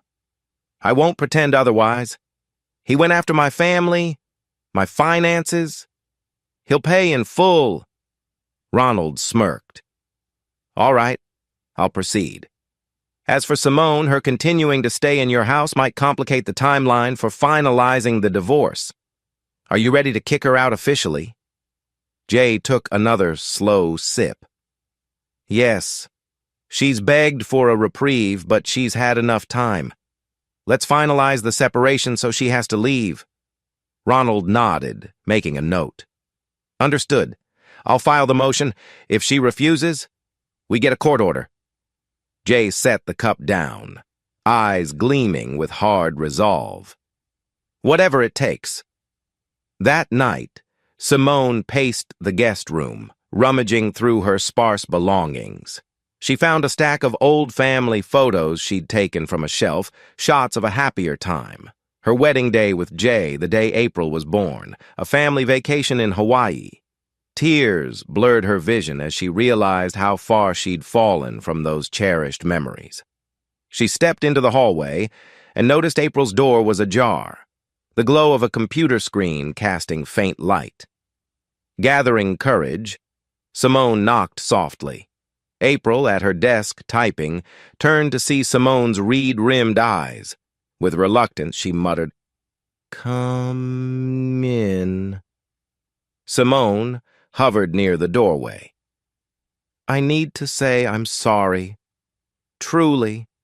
I know I can't fix what I did, but you deserve better than the lies I told." April folded her arms. "I appreciate the apology, but it doesn't change what happened." Simone nodded, tears slipping down her cheeks. "I know. I just wanted you to hear it. I never meant for it to spiral this way." April inhaled a shaky breath.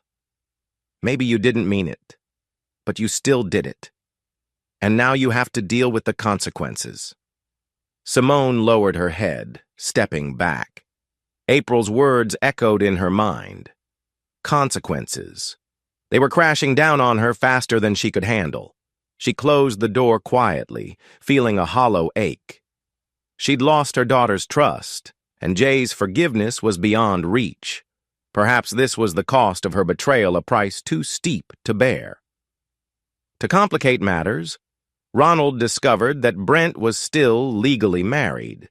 He'd never finalized his own divorce from a previous wife, though they'd been separated for years. The legal entanglements meant that any claim Simone had about a potential future with Brent, financial or otherwise, was moot. Jay took perverse satisfaction relaying that news to Simone. One evening, he dropped a single sheet of paper on the kitchen island where she stood. "By the way," he said casually, "Brent's still married. So any illusions you had about running off with him and starting fresh? Gone." Simone stared at the document, heart sinking. "He told me his divorce was over and done." Jay scoffed. "He lies like he breathes. You fell for it. Now, you both reap the consequences." Simone swallowed hard. The magnitude of her naivety hit home. She felt a surge of nausea, remembering all the times Brent promised her a stable future. "I've been living in a fantasy," she thought grimly. 2 days later, a knock came at the door. Simone answered to find a courier who handed her an envelope. Inside was a formal separation and eviction notice, stating she had 14 days to vacate the premises or face legal action. Shaking, she cornered Jay in the living room. "You're actually kicking me out no matter what." He looked up from a book he was reading. "Yes, you had time to sort things out." Her eyes brimmed with tears. "I thought maybe you'd let me stay for April's sake. Or out of some past love. But you really hate me now, don't you?" Jay closed the book. "I don't hate you, Simone. Hate would imply I still have strong feelings. This is business. You broke our family, and now you must leave the house I paid for, the life you tried to steal from me." She sank to her knees, sobbing. "I have no job, no support. Brent abandoned me." He stood, stepping around her, voice devoid of pity. "Actions. Consequences. Good luck, Simone." He left her there, tears splashing on the hardwood floor. In that moment, Simone realized that the final gavel had fallen. Jay wasn't merely wounded, he was resolute. And there was nothing she could say or do to reclaim what she'd lost. Chapter 8. April was out with Kennedy, driving home from a casual dinner downtown, when they spotted a black pickup pulled off to the side of a lesser-traveled road. Drawing closer, April recognized Brent behind the wheel, head slumped against the steering wheel. A flicker of anger flared inside her. "Pull over," she told Kennedy. Kennedy hesitated. "Are you sure?" "Yeah," April said, voice firm. "I have a few things to say to him." Kennedy complied, parking a few yards behind Brent's truck. They approached carefully. Brent looked up, eyes bloodshot, presumably from drinking or crying. When he saw April, he groaned. "What do you want?" April crossed her arms, heart pounding. "I want to know how it feels, losing everything, because you couldn't keep your hands off a married woman." Kennedy stood behind her, phone in hand, ready to record if Brent tried anything. Brent let out a bitter laugh. "Go ahead, mock me. Everyone else is." April advanced a step. "You lied to my mom, used her, messed up my dad's projects, and you think you're the victim." Brent glared. "Your mom's a grown woman. She made her choices. Don't pin this all on me."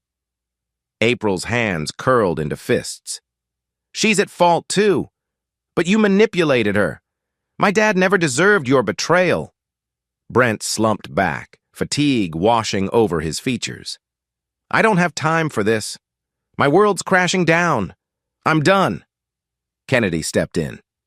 "Maybe you should be done messing with people's families. Just stay away from April's dad, away from Simone. Fix your own mess if you can." Brent let out a ragged sigh, looking at April, a flicker of genuine regret in his eyes. "Tell your dad I'm sorry." April stared at him for a long moment, anger churning. "Tell him yourself, if he'll even pick up the phone."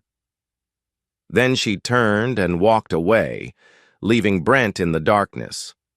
Amid the chaos, Jay found a sliver of light in a new business contact, Elena Vega, a single mother who ran a small development company. They'd met at a real estate conference and hit it off professionally. Over the following weeks, they spoke often about a potential joint project. One afternoon, Elena invited Jay to her modest office. Dressed in a stylish blazer, she greeted him with a warm smile. "Thanks for coming by. I wanted to discuss the design concept you proposed for the Riverside townhomes." Jay took a seat, conscious of how refreshing it was to talk about something other than infidelity and legal battles. He laid out architectural sketches. "I'm thinking eco-friendly materials, lots of natural light, modern but inviting." Elena nodded, impressed. "I love your vision. It's exactly what we need to stand out in the market." They spent the next hour discussing details. As they wrapped up, Elena tilted her head, studying Jay thoughtfully. "I've heard rumors about you and that contractor fiasco. You're handling it well, from what people say." Jay's lips quirked into a faint smile. "You know how rumors are. I'm just doing what needs to be done." She tapped her pen against the table. "Well, from one single parent to another, my ex left me and my daughter high and dry. I admire your strength." Jay felt a stirring of something he hadn't felt in a while. Genuine warmth. "Thank you," he said simply. As he gathered his papers, he noticed Elena's curious gaze linger on him. He left her office with the designs in hand and a curious sense of possibility. Maybe not everyone is untrustworthy, he allowed himself to think. That evening, Jay met Ronald at a quiet pub. Over a pair of beers, Ronald handed Jay a folder. "She's officially been served with the eviction order. She has about a week left." Jay nodded, taking a sip of his drink. "She'll have to scramble for a place to stay." Ronald's eyes flickered with concern. "She might end up living out of her car, Jay. You sure you can handle that?" Jay's face hardened. She should have thought about that before hooking up with Brent. Ronald shrugged. "Fair enough. Just letting you know the potential fallout. She's desperate." Jay inhaled slowly. "I'm prepared for it. Let her see the consequences of betraying me. I'm not her safety net anymore." Brent, spiraling deeper, made one last-ditch effort to corner Jay. He showed up unannounced at Carter and Associates, marching straight past reception.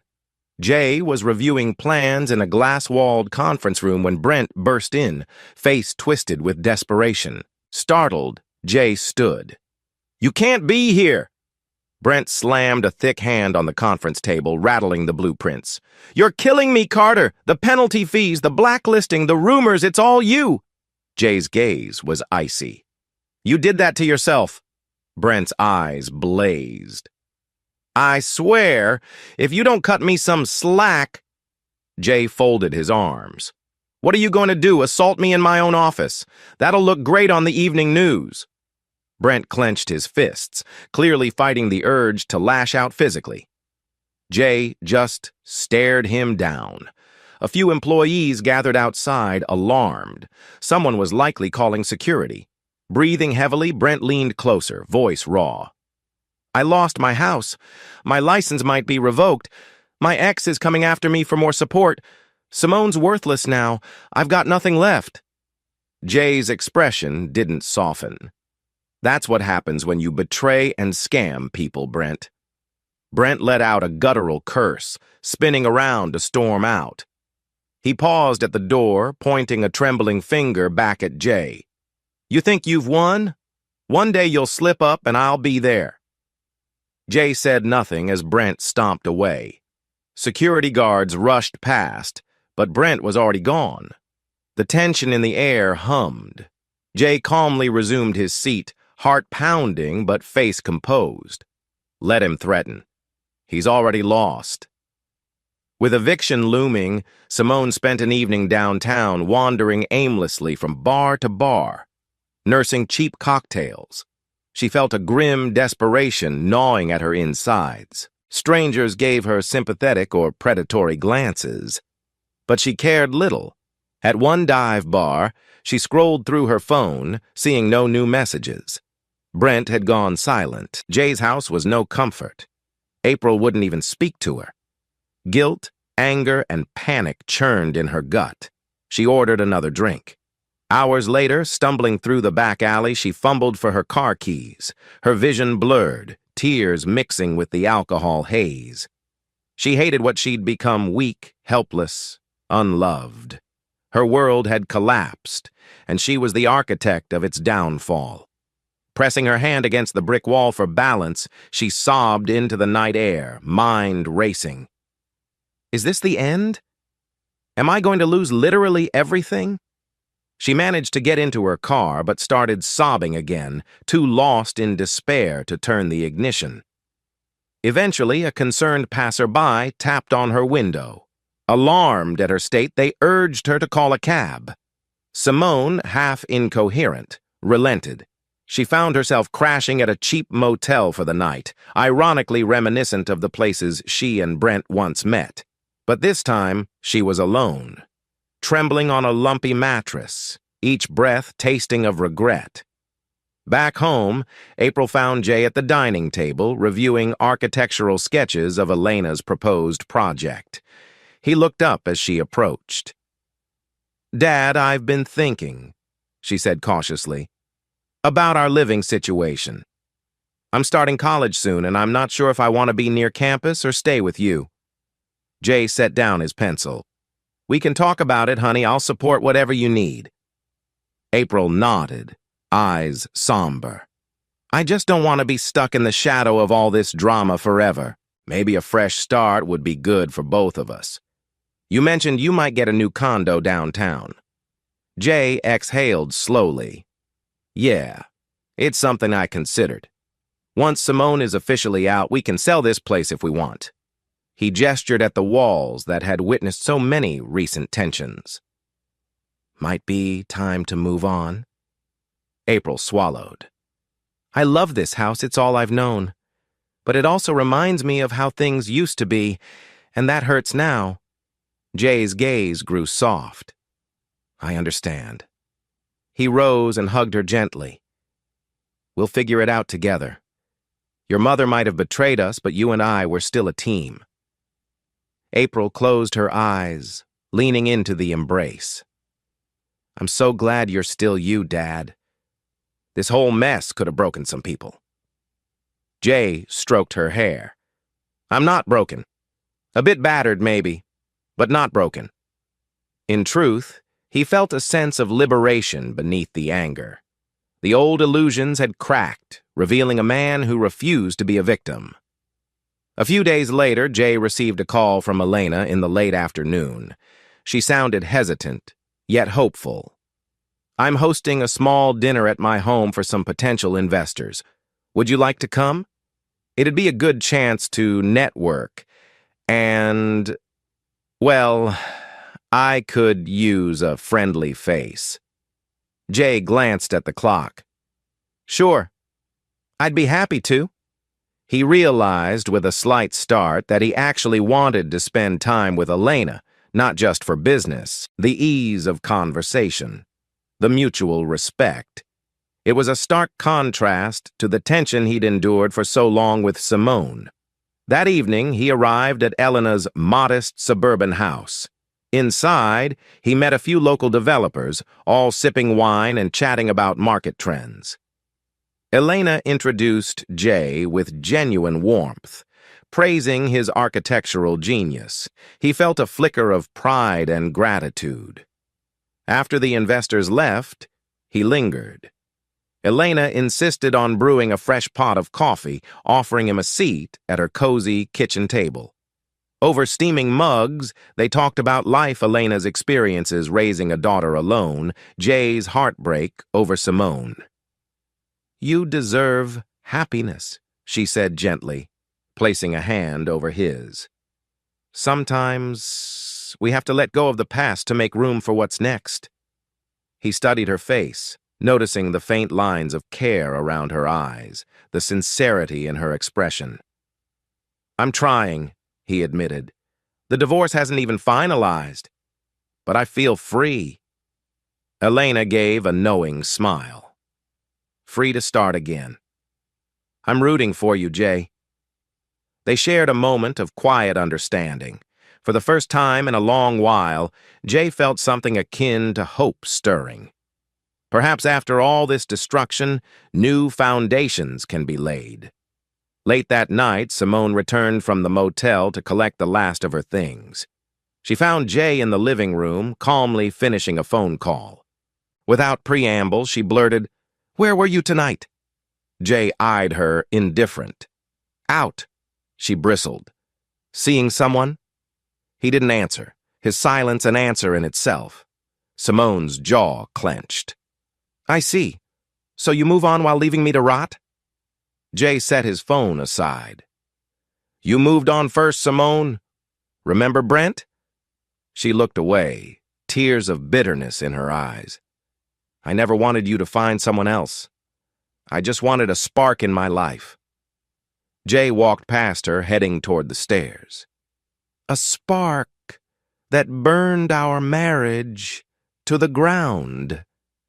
Simone followed, voice trembling. "If you think this Elena woman is going to be your salvation, you might be jumping too soon. You're still technically married to me." He paused on the steps, turning to face her. "Not for long." Her tears slipped free. "You can't shut off love like a switch, Jay. Someday you'll realize I wasn't just a monster. We had good years." Jay's expression reflected only a trace of sadness. "I know we did, but you destroyed them. Now I'm done." She opened her mouth to argue, but nothing came out. Finally, she lowered her head and slipped into the guest room for what might be her last night under Jay's roof. If she clung to any hope of changing his mind, it was fading fast, overshadowed by the knowledge that her time was truly up. Morning light spilled through the tall windows of a city administration building, illuminating the polished marble floors and echoing footsteps of those shuffling to various hearings. At the far end of a corridor, an oak door led to a meeting room where the state contractor's licensing board convened. Inside, a long table faced rows of chairs. Officials in neat suits conferred quietly, stacks of paperwork at their elbows. Brent sat in the front row, shoulders tense, jaw set in a tight line. Gone was any hint of his former bravado. Deep circles beneath his eyes betrayed sleepless nights. His once pristine suit jacket looked slightly rumpled, as though he'd pulled it from a car trunk. Jay arrived soon after, accompanied by Ronald and two of Ronald's junior associates. Jay's posture radiated calm authority. He took a seat across the aisle from Brent, ignoring the seething glare Brent shot his way. An official cleared his throat. "We're here to review the allegations against Mr. Brent Harding, licensed contractor, regarding fraudulent billing and contract violations on multiple projects, including but not limited to Carter & Associates' Redwood Tower. Brent gripped the edge of his seat. A hush descended on the room. Ronald flipped open a slim leather binder, revealing neatly organized evidence. Jay kept his expression neutral. This hearing was pivotal in determining whether Brent would lose his contractor's license, an outcome Jay intended to see through. The board questioned both parties. Ronald presented meticulously documented invoices with timestamps matching the moments Brent had been absent from the site, presumably meeting Simone or otherwise neglecting his duties. They showed suspicious budget overruns, double charging for materials, labor hours that were obviously inflated. When asked for an explanation, Brent mumbled about miscommunication and clerical errors. But his arguments sounded weak in the face of the overwhelming data. In the gallery, a few reporters scribbled notes, hungry for a follow-up to the viral meltdown video. If the board ruled against Brent, it would be a public blow. Partway through, Brent snapped, "This is a setup. Jay Carter manipulated the contract so I'd break it." One of the board members arched a skeptical eyebrow. "Mr. Harding, are you claiming you had no capacity to read what you signed?" Brent flushed. That's not what I... Ronald couldn't hide a smirk as he interjected. "The contract was explicit. Mr. Harding took it gladly, presumably believing he could handle the terms or circumvent them. Now that it's backfired, he cries entrapment." A wave of murmurs spread through the audience. Brent's shoulders slumped, realizing the board was far from sympathetic. Finally, after deliberating in low voices, the board chair announced a temporary suspension of Brent's license pending a final decision. "We have reason to believe there was substantial fraud here. We'll require additional time to finalize. For now, Mr. Harding, you must cease all contracting activity." Brent's face fell, a single bead of sweat trickling down his temple. Jay, satisfied, rose to leave with Ronald. Outside, the warm sunshine felt like confirmation of a battle well fought. As they walked, Ronald put a hand on Jay's shoulder. "He's essentially out of the business. Even if he fights it, it'll take months to process. He'll be blacklisted from most projects." Jay nodded. "That's what I wanted. Now Simone has no illusions about him rescuing her either." Simone, meanwhile, was falling deeper into her own pit. With the eviction date looming, she spent her last few nights at Jay's house in a fog of hopelessness. The shame of facing April each day gnawed at her. She often waited until Jay and April were asleep, then crept out to God knows where, trying to numb her pain with alcohol. On one such night, she drove a rented car, hers had been repossessed due to missed payments, to a local bar.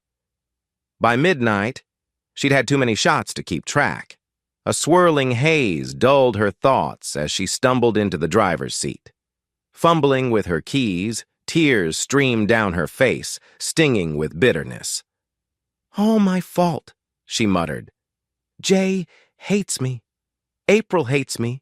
Brent's gone. No job, no home." She turned the ignition, lurching out of the parking lot. Barely a mile later, she veered onto the shoulder, nearly sideswiping a parked car. Her heart hammered. She jerked the wheel, cursing. Red and blue lights suddenly lit up the night. A police cruiser had noticed her erratic driving. She slumped back, eyes filled with panic. The officer approached, shining a flashlight into the driver's side window. "Ma'am, I need to see your license and registration. Have you been drinking tonight?" Simone's hands shook as she handed over her ID, voice trembling. "I had a little." The officer's stern gaze was answer enough. He instructed her to step out for a field sobriety test. She swayed precariously, adrenaline spiking. "If I get arrested for DUI, it's over. Jay will use it against me in the divorce." But fate offered a small reprieve. Another call crackled over the police radio, an urgent situation nearby. The officer hurriedly cited her for reckless driving, letting her off with a serious warning. I could arrest you right now, ma'am. Don't let me catch you driving drunk again. Shaking from head to toe, Simone watched the patrol car peel away. She sank into the driver's seat, tears flowing. One more inch, and I'd be in a cell tonight. She pressed her forehead against the steering wheel. The realization that her self-destructive spiral nearly landed her behind bars hammered home how close she was to losing even the last shreds of freedom. Simone managed to limp the car home in the early hours, reeking of booze, eyes puffy from crying. April was awake, reading in her room but too anxious to sleep. Hearing the front door open, she stepped out to see Simone stumbling in. "Mom?" April's voice resonated with a mix of anger and concern. "You're drunk again." Simone tried to steady herself against the wall. "Please don't start. I can't take it tonight." April glared. "You think I can take seeing you ruin yourself over and over?" Simone's tears formed anew. "I was almost arrested. The cop let me go." She slumped against the banister, sobbing. April inhaled, forcibly calming herself. "Why do you keep doing this? Drinking, lying, messing up every chance you have to turn things around?" Simone stared at her daughter through tear-blurred vision. "I don't know. Everything feels hopeless. I lost Dad. You hate me. Brent can't help me. I can't fix it." April's jaw tightened. She wanted to scream at Simone, to condemn her once more, but seeing her mother so broken, so pitiful, pricked at a well of compassion. "You need to leave soon, Mom. And you're in no state to drive or live on your own if this is how you handle stress." Simone gave a broken laugh. "Where do I go? A shelter?" April hesitated, tears welling. "I wish I had answers for you, but I can't watch you destroy yourself like this." She turned and walked back to her room, slamming the door, leaving Simone trembling in the hallway. While Simone wrestled with her demons, Jay was orchestrating a swift sale of the house. He had designed the place himself years ago, an architectural marvel of modern lines and open spaces. Now it felt haunted by betrayal. Selling it wasn't just a financial move, it was symbolic closure. A real estate agent, Meredith, walked through on a sunny afternoon, praising the home's layout and finishing touches. Jay kept his tone businesslike. "Listed at a competitive price. I want it gone fast." Meredith nodded, making notes. "Given your name and the property's design, it should attract buyers quickly." That evening, as Jay typed up the final listing details, Simone caught him in the kitchen. Her eyes flickered over the documents on his laptop screen. "You're selling our house?" He didn't look up. "My house." "Yes." Her lips parted in dismay. "But where will April live?" Jay closed the laptop, meeting her gaze with unwavering calm. "She'll come with me to the new condo. You'll have to figure out your own plan." Simone felt the sting of that statement, but she swallowed her protests, knowing it would fall on deaf ears. Jay was forging ahead, erasing all traces of their old life. In the midst of these transitions, Jay grew closer to Elena. Their business meetings morphed into casual dinners. Over Thai takeout one evening at Elena's office, they chatted about their children. Her teenage daughter, Carmen, was only a few years older than April.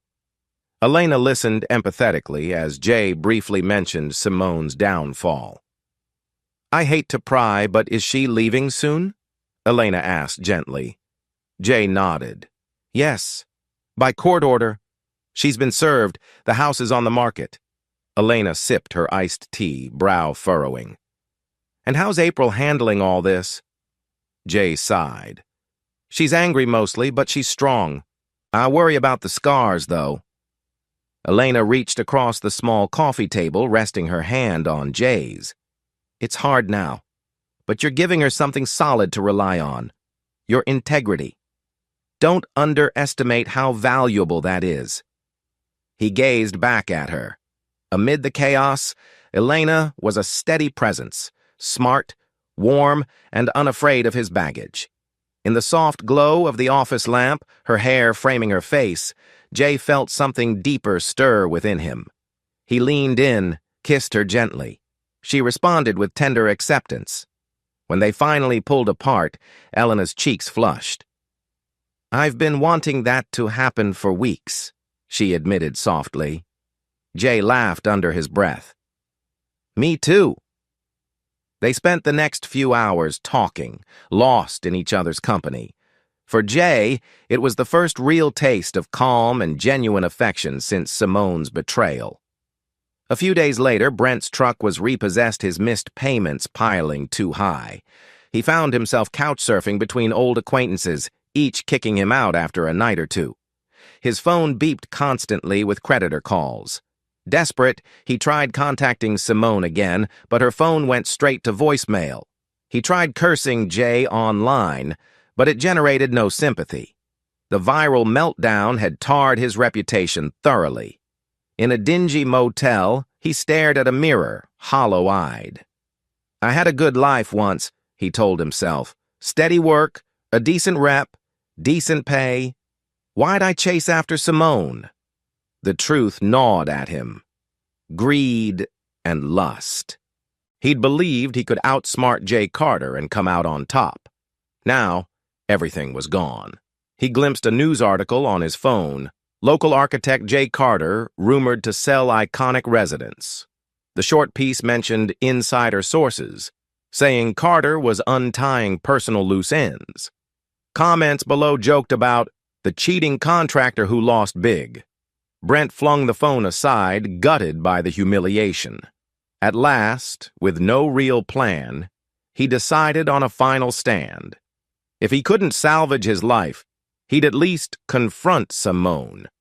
Maybe force her to join him in some desperate scheme. A bright Saturday morning dawned, ironically cheerful. A court order spelled out Simone's final day to vacate. She packed her meager belongings, mostly clothing and personal items, into a single suitcase and a few boxes. April stayed in her room, not wanting the last memory of her mother in this house to be another argument. Jay stood by the front door as Simone heaved the suitcase forward, shoulders slumped. She looked exhausted, hair unkempt, face pale. Her eyes flicked to him, searching for any last glimmer of compassion. He stepped aside silently, letting her pass. No more words were needed. Simone exited, tears gathering. She took slow steps to a waiting taxi. The driver popped the trunk. Before climbing in, Simone turned, gaze sweeping the house's modern facade.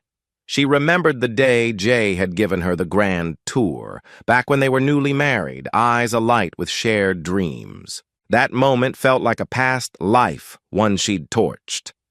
As the taxi pulled away, Simone closed her eyes, tears spilling. She felt hollow. Now it was official. She was alone, homeless, unemployed, no family to offer her a lifeline. Inside the house, Jay released a quiet breath, feeling a weight lift. End of an era. He walked upstairs to check on April, who sat cross-legged on her bed. She looked at him with a mixture of sadness and relief. "She's gone?" He nodded. April closed her eyes, hugging a pillow to her chest. Neither spoke. The oppressive tension that had loomed for months was gone, replaced by an uneasy hush. But at least now they could move forward unburdened. That evening, April and Kennedy decided to put a capstone on the viral saga involving Brent. They compiled new revelations about his suspended license, more short clips of him drunkenly confronting people on job sites, footage gleaned from subcontractors who despised him. They posted a final video on social media. Brent's construction catastrophe, the full story. It laid out a timeline of how he'd started strong but sank into deception, culminating in his meltdown, lawsuits, and public shame. Within hours, the post garnered thousands of shares. Some viewers felt pity, Others jeered. April watched the comments roll in, a swirl of conflicting emotions. She recalled seeing her mom entangled with Brent at the motel, the heartbreak it caused Jay. Now, at least, the world saw the truth. Kennedy put an arm around April. I know it won't fix everything, but maybe it helps your dad see that Brent can't hurt him anymore. April nodded, blinking back tears. Yeah, it's over. Really over. In that moment, she decided to focus on healing. Her father had become her anchor. Simone had chosen her path. The next steps, though uncertain, would be ones she walked without illusions. The following week brought a flurry of activity. Potential buyers toured Jay's house, drawn by its sleek design and prime location. Within days, an enthusiastic couple made an offer near the asking price. Jay accepted without hesitation, finalizing the sale. April lingered in her bedroom on moving day, gazing at the once bright walls decorated with her teenage memories posters, photo collages, small pinholes from fairy lights. She peeled a photograph off the mirror. A younger version of herself sandwiched between Jay and Simone, all smiling. She sighed, stuffing it into a box. Let the good memories exist, but don't cling to them. Jay supervised the movers, packing furniture and boxes. It all felt surreal. This house had been his sanctuary and his heartbreak. Now, it was a closed chapter. He and April took temporary residence in a downtown condo he'd rented with an option to buy. It featured high ceilings and panoramic views of the skyline he helped shape. A fresh start, indeed. That evening, father and daughter sat on the small balcony, the city lights shimmering below. April sipped a soda, Jay a glass of wine. They exchanged a small smile. We're really gone from that place, April said softly. Jay nodded. We are. Time for new beginnings. April cast her gaze over the bustling streets. I wonder if Mom will ever figure out how to start over. Jay didn't respond immediately. Finally, he said, I hope she does, for her own sake, but it's out of our hands now. Simone's life unraveled even further. With nowhere to stay long-term, she drifted from cheap motel to cheap motel, burning through what little savings she had left. She landed a short freelance gig with a small interior design firm, but they let her go after a weak word had spread about her involvement in the Brent fiasco. Haunted by regret and desperation, Simone found escape in alcohol, her nights merging into a blur of bar hopping. Late one evening, after too many drinks, she got into a shouting match with a bartender who cut her off. Police were called, but she stumbled away before they arrived. Desperate and alone, Simone called an old friend, Tessa, from her high school days, weeping about her predicament. Tessa, alarmed at Simone's condition, convinced her to check into a voluntary rehab program at a local clinic. You need help, Tessa insisted over the phone. You're going to kill yourself like this. Simone, shaking with withdrawal and tears, reluctantly agreed. A day later, she was admitted to a facility specializing in alcohol abuse treatment. She spent her first few nights there in a fog, sobbing into her pillow, grappling with the nightmares of her ruined life. Despite everything, a small seed of determination flickered. Maybe I can climb out of this, Simone told herself between therapy sessions. Maybe I can find a shred of redemption. Back at Jay's new condo, Elena visited more frequently, sometimes bringing her daughter Carmen, a college sophomore who lived on campus but stopped by her mom's place on weekends. One Saturday afternoon, Elena and Carmen arrived with groceries, planning to cook a homemade meal for Jay and April.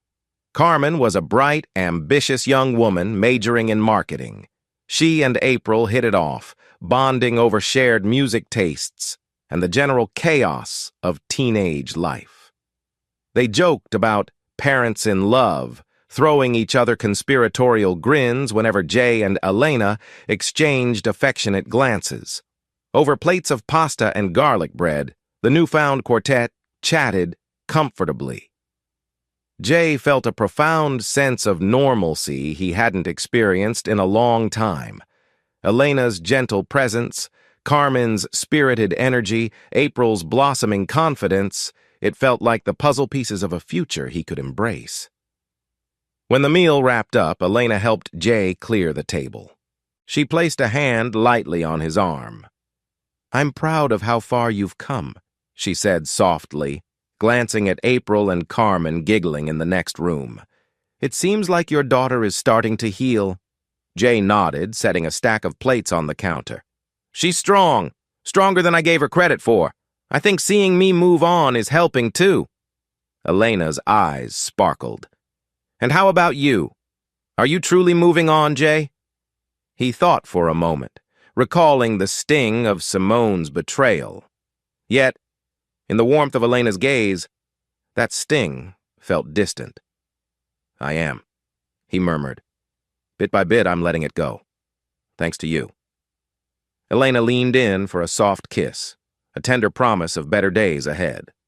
Ronald called Jay for a meeting at the law office to finalize the divorce settlement's next steps. Jay arrived to find Ronald combing through a thick folder of documents. "Good news," Ronald said, gesturing to a seat across from him. "Simone's attorney reached out. She might be willing to sign uncontested." Jay's eyebrows rose. "Really? She was fighting for alimony at first." Ronald shrugged. "Perhaps she realized her position is weak. No job, an affair as the cause of marital breakdown. Proof of fraudulent activity with Brent. Courts wouldn't favor her. An uncontested divorce saves her legal fees." Jay exhaled, letting tension slip away. "That's a relief. Let's proceed." Ronald tapped his pen. "There's a minimal spousal support requirement, barely anything, but it'll help keep the divorce out of a drawn-out court battle. She can't claim more if we finalize with these terms." Jay frowned slightly. "I'd rather give nothing, but if it speeds the process, fine." Ronald nodded, standing to shake Jay's hand.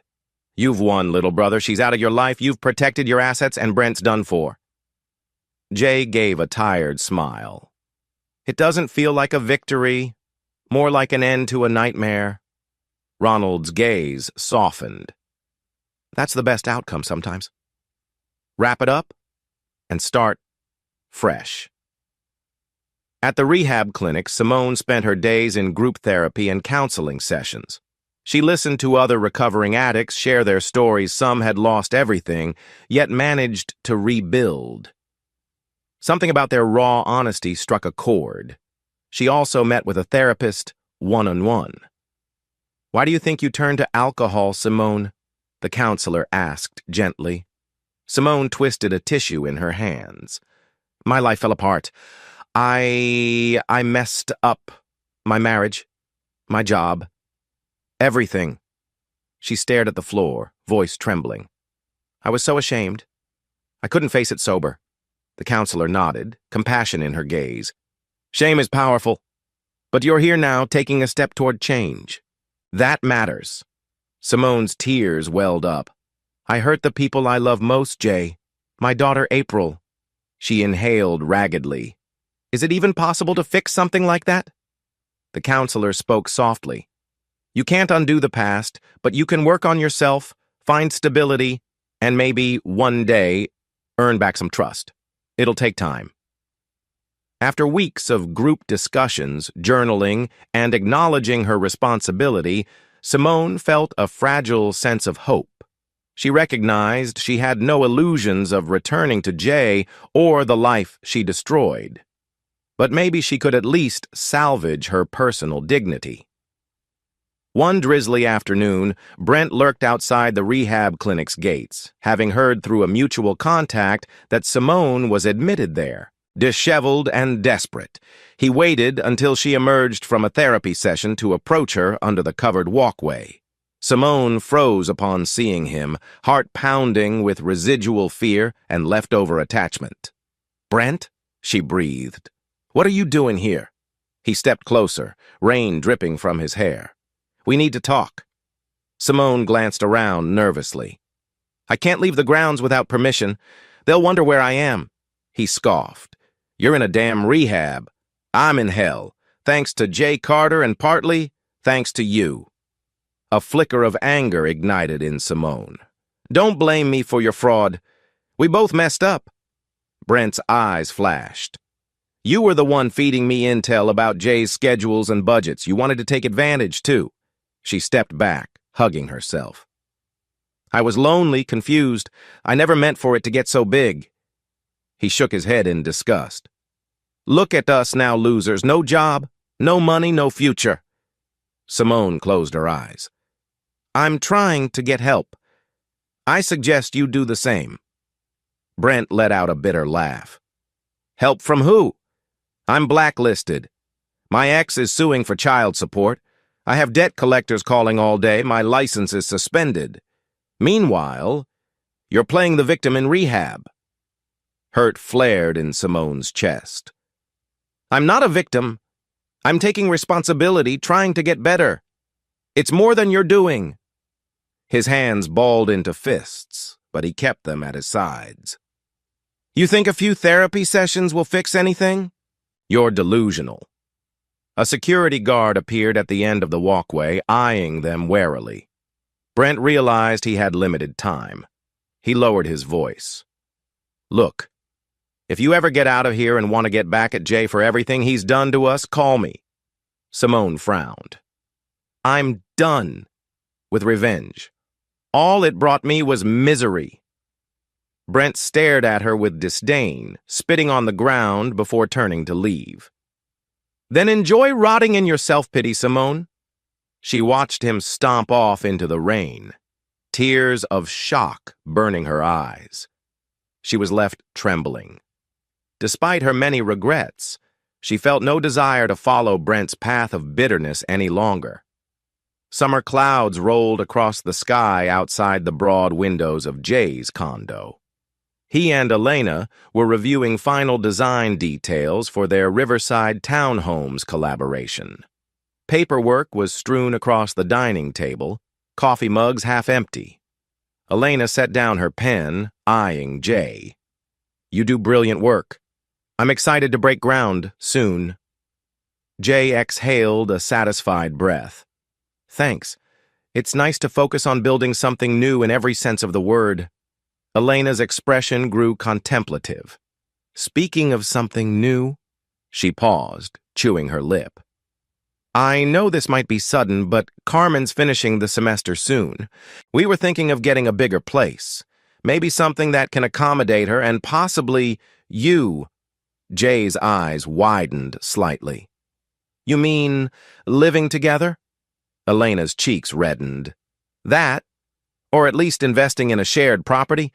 I realize your divorce isn't even final, but you and we have a real connection. I'm open to taking a step forward." Jay's heart pounded. He glanced at the city skyline. A swirl of emotions, gratitude, excitement, a hint of fear rushed through him. "I never expected to jump into something serious again so soon." Elena nodded, gently placing her hand on his. "I understand. I'm not pushing if you're not ready. But Carmen and I have grown fond of you in April. We thought maybe it's time to see if we can blend our families a bit." He smiled, feeling warmth flood his chest. "I'm not opposed to the idea. Let me talk to April. But I do see a future with you. That's the truth." Elena leaned in, her forehead against his. "That's all I need to hear." They sealed it with a tender kiss. Outside, the city bustled, oblivious to the small universe of hope being forged inside that condo. That evening, Jay gathered the courage to discuss Elena's idea with April. They sat on the couch, the light from a modern standing lamp casting a cozy glow. Jay explained Elena's proposal about possibly finding a new shared home where the four of them, Jay, April, Elena, and Carmen, could live together in the near future. April's initial reaction was cautious. She fiddled with the edge of a throw pillow. That's a big step. Jay nodded, tone soft. I know. And if you're uncomfortable, I won't push. This is your life, too. April pursed her lips. I like Elena. She's sweet, and Carmen's cool. It might be nice, especially if we get more space than this condo. She paused, meeting her father's eyes. But are you sure you're ready to share your life again? I mean, with everything that happened with Mom? Jay sighed, leaning forward with elbows on his knees. I can't pretend I'm not scarred, but I do trust Elena, and I feel something real with her. April nodded slowly, a faint smile forming. Then I'm happy for you, Dad. You deserve it. Relief washed over Jay. He placed a hand on her shoulder. Thank you. I want you to be part of the decision every step of the way. I won't push you into anything you don't want. April leaned her head on his arm. As long as you're sure you're not rushing it. He gave her shoulder a gentle squeeze. We'll move at a pace that feels right. Promise. April's mind swirled with conflicting emotions, excitement at a new family dynamic, lingering sorrow over her mother. But seeing the genuine glow in her father's eyes, she chose to support him. Maybe we can finally have a stable life again. Weeks stretched by. Simone completed her rehab program with commendation from her counselor for genuine effort. She emerged with trembling hope, a small duffel bag in hand, a list of outpatient therapy sessions scheduled. Although she had nowhere permanent to live, Tessa offered her a couch until she could find work. A day after her release, Simone received a call from Ronald. At first, her heart sank. Jay's lawyer calling could only mean more legal trouble. But Ronald's tone was surprisingly mild. Simone, I'm reaching out because the divorce settlement is ready. If you sign uncontested, we can finalize it. You'll receive a small monthly sum for 6 months, after which no further claims. Jay's also waiving any pursuit of damages for your role in Brent's fraud. Simone pressed her phone tightly against her ear, stomach twisting. The old Simone might have fought for more, but she felt drained of fight. Tell Jay I'll sign, she said, voice rough. Just send me the paperwork. Ronald paused. You sure you don't want to consult your own attorney? She let out a hollow laugh. Can't afford one, and I have no case, I accept. After the call ended, she sat down on Tessa's worn-out couch, exhaling a shaky breath. It's really over. It struck her both as a relief and a painful farewell to any hope of a reconciliation with Jay. A few days later, Simone mustered the courage to phone Jay directly. He hesitated upon seeing her number, then answered. Yes? She swallowed hard. I just got the documents from Ronald. I'll sign them. I wanted to say something. Jay waited, silent. Simone's voice wavered. I'm sorry for everything. I know it's way too late. But I wanted you to hear that I'm trying to get better. I went to rehab. I'm staying sober. Jay's tone was impassive. That's good for you. Tears gathered in Simone's eyes. She clutched the phone. I don't expect forgiveness. I just didn't want to end this without letting you know I regret what I did. A long pause hung between them. At last, Jay spoke quietly. I do appreciate you taking responsibility. I hope you find peace. Simone's chest constricted with a pang of both grief and gratitude. Thank you, she whispered. Take care of April. Jay sighed. I always will. They ended the call, leaving Simone with tears streaming down her cheeks, but oddly calmer. It felt like an overdue confession, a small step toward making amends, even if it changed nothing. Brent, on the other hand, had found no glimmer of redemption. His phone was essentially a brick of missed calls from creditors, old colleagues refusing him help, unsubtle threats from shady loan collectors. One afternoon, he stumbled upon an old contact in a bar, Eddie, a mid-level gambler with ties to questionable circles. They struck up a conversation, eventually leading to a half-baked scheme to recoup money through an underground card game. Brent, desperate, joined the next event in a dingy basement with flickering fluorescent lights. The table reeked of desperation and cheap booze. Luck didn't favor him. By midnight, Brent was down thousands more, pinned by a tough-looking guy demanding immediate payment.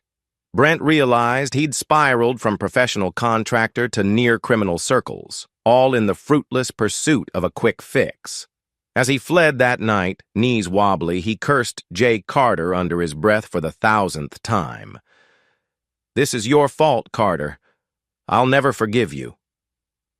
In the midst of upheaval, April's life took a bright turn. She received an acceptance letter from a prestigious design-oriented college. Ironically, the same place she'd once thought about to follow in her parents' footsteps, though she now admired her dad more than ever and shunned her mother's example. She rushed into the condo's living area, letter in hand, squealing. "Dad, I got in!" Jay's eyes lit up. "That's fantastic. I'm so proud of you." April jumped into his arms, hugging him tight. "Thank you for everything. I couldn't have handled the stress without you." He smiled, tears pricking his eyes. "You earned this on your own merit, kiddo. I'm just your cheerleader."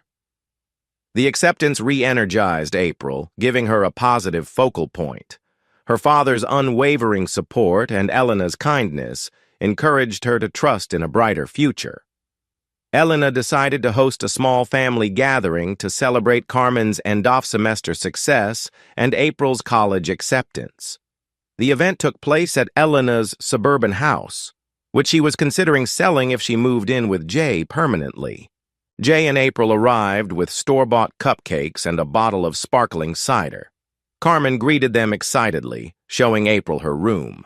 Elena led Jay into the living room, where a few close friends sipped wine. There was laughter, genuine warmth in the air. At some point, Elena's best friend, Marisol, pulled Jay aside.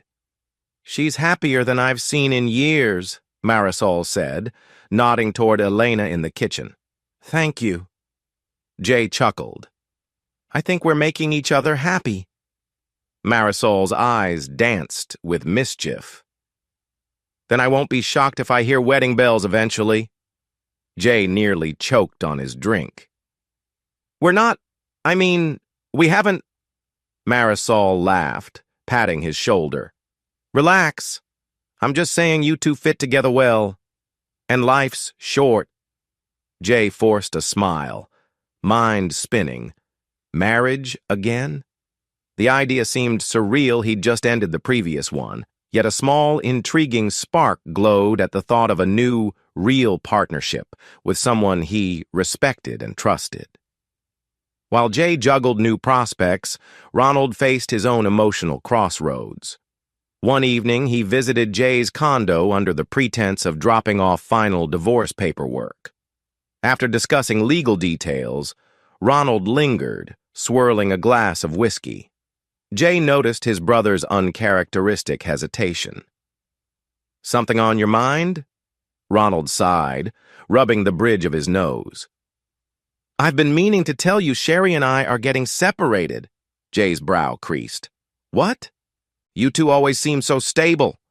Ronald gave a rueful half-smile. "We pretended we were, but we've grown apart, and ironically, while I was helping you with your divorce, I realized my own marriage was on autopilot." Jay set his drink down, leaning forward. "I'm sorry, man. You've always been there for me. How can I help?" Ronald shrugged. "It's amicable, at least. No affairs or dramatic blowouts. Just acceptance that we want different things. She's traveling more. I'm devoted to law practice. We realized we're basically roommates." A moment of silence passed. Jay squeezed Ronald's shoulder. "You'll get through this. I'm here if you need anything." Ronald exhaled, relief flickering in his eyes. "Thanks.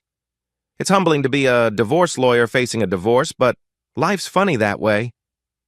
They shared a quiet understanding. Sibling bond reaffirmed. They finished their drinks in companionable silence, each reflecting on how quickly relationships can pivot from stable to fractured. Spiraling deeper, Brent fixated on one last scheme to secure money: blackmail. He reasoned that Simone might pay him off to keep certain secrets about her personal confessions, or that Jay might bribe him to disappear. He started sending text messages from a burner phone to both Simone and Jay. To Jay, the messages read, "I know more than you think. Pay me or I'll go public with files that prove you manipulated me." To Simone, the messages threatened to leak personal photos from their motel rendezvous. Jay read the texts with mild irritation. He forwarded them to Ronald. "The guy's threatening me. Something about files, he's bluffing, but it's harassment." Ronald nodded. "We can get a restraining order or press charges for extortion attempts." Simone, for her part, panicked upon seeing Brent's threats. She was staying sober, attending outpatient sessions, and had begun searching for legitimate design work under a new name. The last thing she needed was scandalous photos surfacing. Desperate, she sent a text back. "Brent, please stop. I have nothing to give you." He responded with a string of profanity, demanding money or else. Simone realized he was fully unhinged. She blocked the number, trembling. Fed up, Jay teamed up with Ronald to file an official complaint, presenting Brent's extortion texts to the police.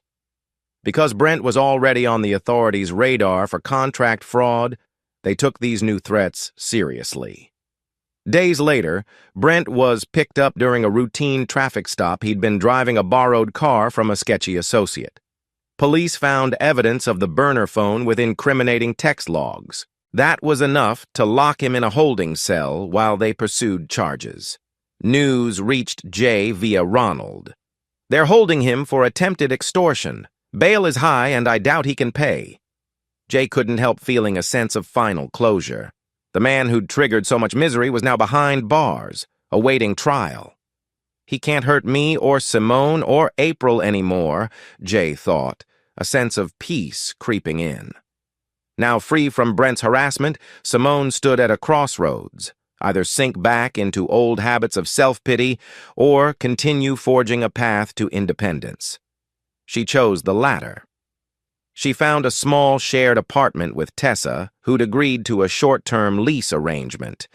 With her rehab counselor's help, Simone landed a part-time job at a home decor store, a modest role, but a chance to re-enter the workforce. Though her heart ached daily for the love and respect she'd lost, she embraced her new routine: morning AA meetings, then hours assisting customers with paint swatches and fabric samples. It was menial compared to her previous design gigs, yet she found a strange solace in the straightforward tasks.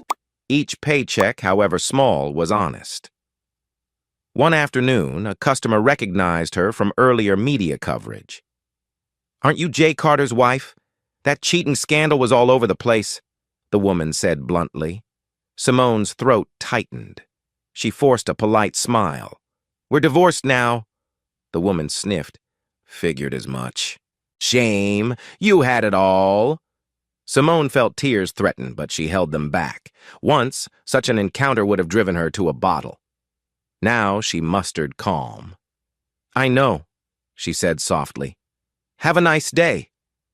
Though humiliating, the moment solidified her resolve to build a new identity. One no longer tethered to Brent or reliant on Jay's resources. A warm breeze drifted through Ronald's sleek office on the top floor of a downtown high-rise.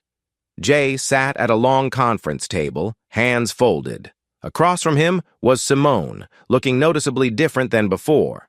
Slimmer, hair cropped short, no fancy makeup. She wore a plain blouse and slacks. She seemed older, as though the months had carved lines of regret into her face. They'd come to sign the final divorce documents in person, as required by the notary. Ronald supervised. The tension in the room was a subdued echo of all the battles fought. Simone's pen hovered over the signature line. Her gaze flicked to Jay.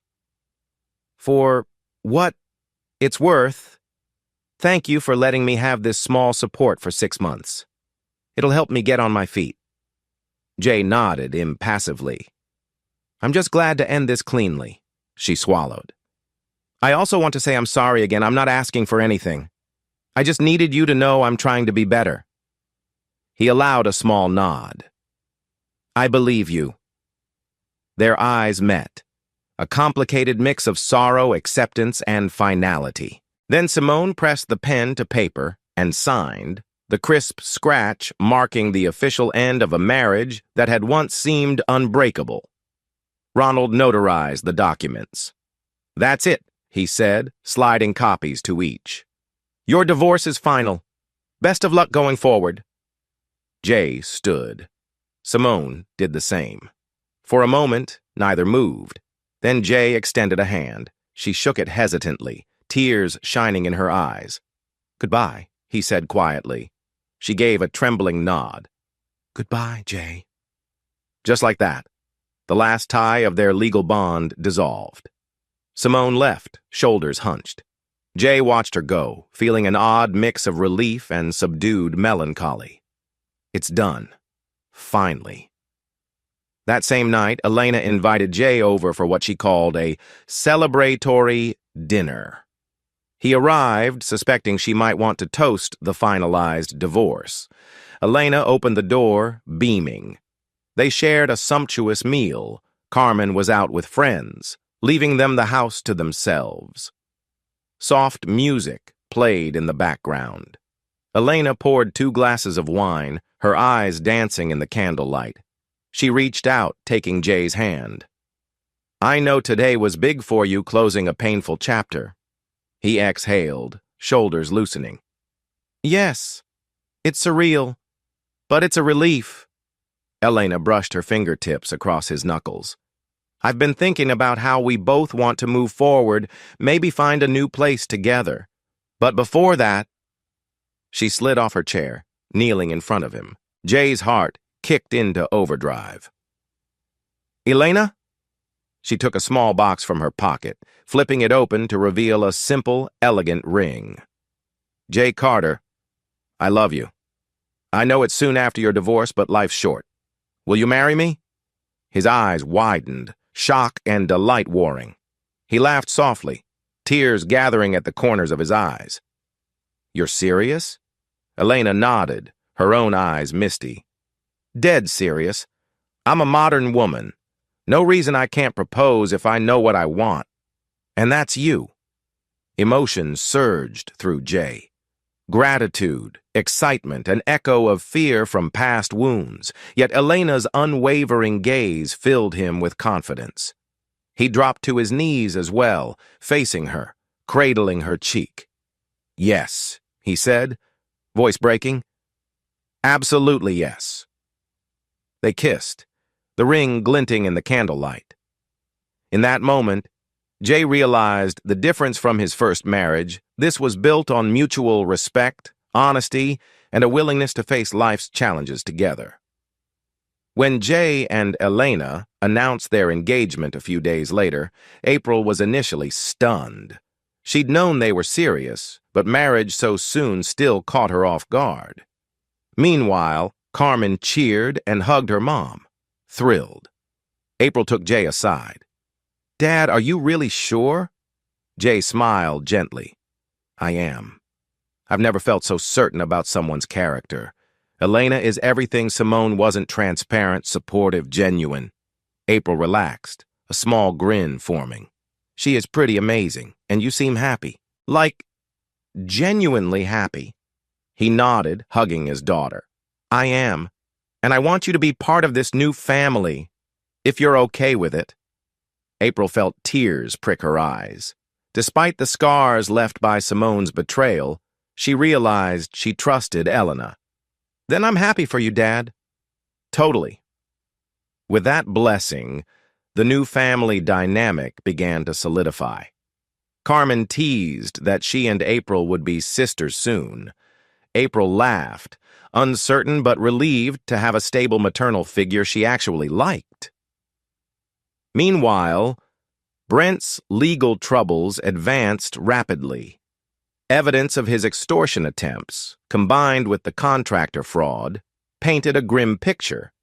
During a brief trial, a judge sentenced him to a year in county jail, followed by probation, citing financial crimes and attempted blackmail. Media outlets covered the sentencing in short blurbs. Local contractor found guilty. Jay read the headline, feeling no need to delve further. Brent was finally paying the price in the most tangible way possible. Simone read the news too, heart-lurching. Once, she thought Brent was her escape from a dull marriage. Now, he sat behind bars, a cautionary tale of unchecked ambition and lust. She breathed a shaky sigh of relief that she'd not ended up entangled in his downfall even more deeply. Elena and Jay planned a small, intimate wedding, just close friends, family, and colleagues. They chose a charming botanical garden as the venue, near a placid pond ringed by willow trees. The ceremony would be private, followed by a casual reception under a gazebo. Ronald served as Jay's best man, ironically handling the legal side of the marriage license as well. April and Carmen were bridesmaids, color-coordinated in soft pastel dresses. Elena wore a simple white gown that accentuated her figure without frills, radiant with joy. On the morning of the wedding, Jay paced the garden path, a soft breeze rustling the leaves. April approached, adjusting his boutonniere with a playful smile. "Don't look so nervous, Dad." He let out a breathy laugh. "I'm about to marry the woman of my dreams. Nervous is an understatement." April kissed his cheek. "I'm proud of you, you know. After everything you went through, you still believe in love." He smiled, eyes misty. "Love's worth believing in, kiddo, if it's built on the right foundation." The guests arrived, mingling amid the floral arches. Light classical music played from a small quartet. Elena's side of the family and friends made up a lively group, while Jay's circle included staff from Carter and Associates, Ronald, and a few old college buddies. As the ceremony was about to begin, April spotted a figure lingering at the garden's entrance, separate from the crowd. Her mother, Simone, stood there in a simple dress, clutching a small purse, eyes scanning for Jay. April's heart pounded. She approached Simone with cautious steps. "Mom, what are you doing here?" Simone's gaze flicked from April to the wedding setup. "I heard about the wedding through some acquaintances. I didn't come to cause trouble. I just wanted to congratulate your father. I won't stay if he doesn't want me here." April studied her mother's face, noting the sober sincerity. "Let me talk to him," she said quietly. Moments later, Jay and Ronald stepped aside from the ceremony preparations. April motioned Simone closer. Simone met Jay's gaze tentatively. "I'm not here to ruin anything," she said, voice trembling. "I just wanted to say I'm happy for you. You deserve this." Jay's face remained impassive for a heartbeat, then he nodded. "Thank you." Ronald eyed Simone warily. "We're about to start." Simone forced a small smile. "I know. I'll just watch from a distance if that's okay. Then I'll leave."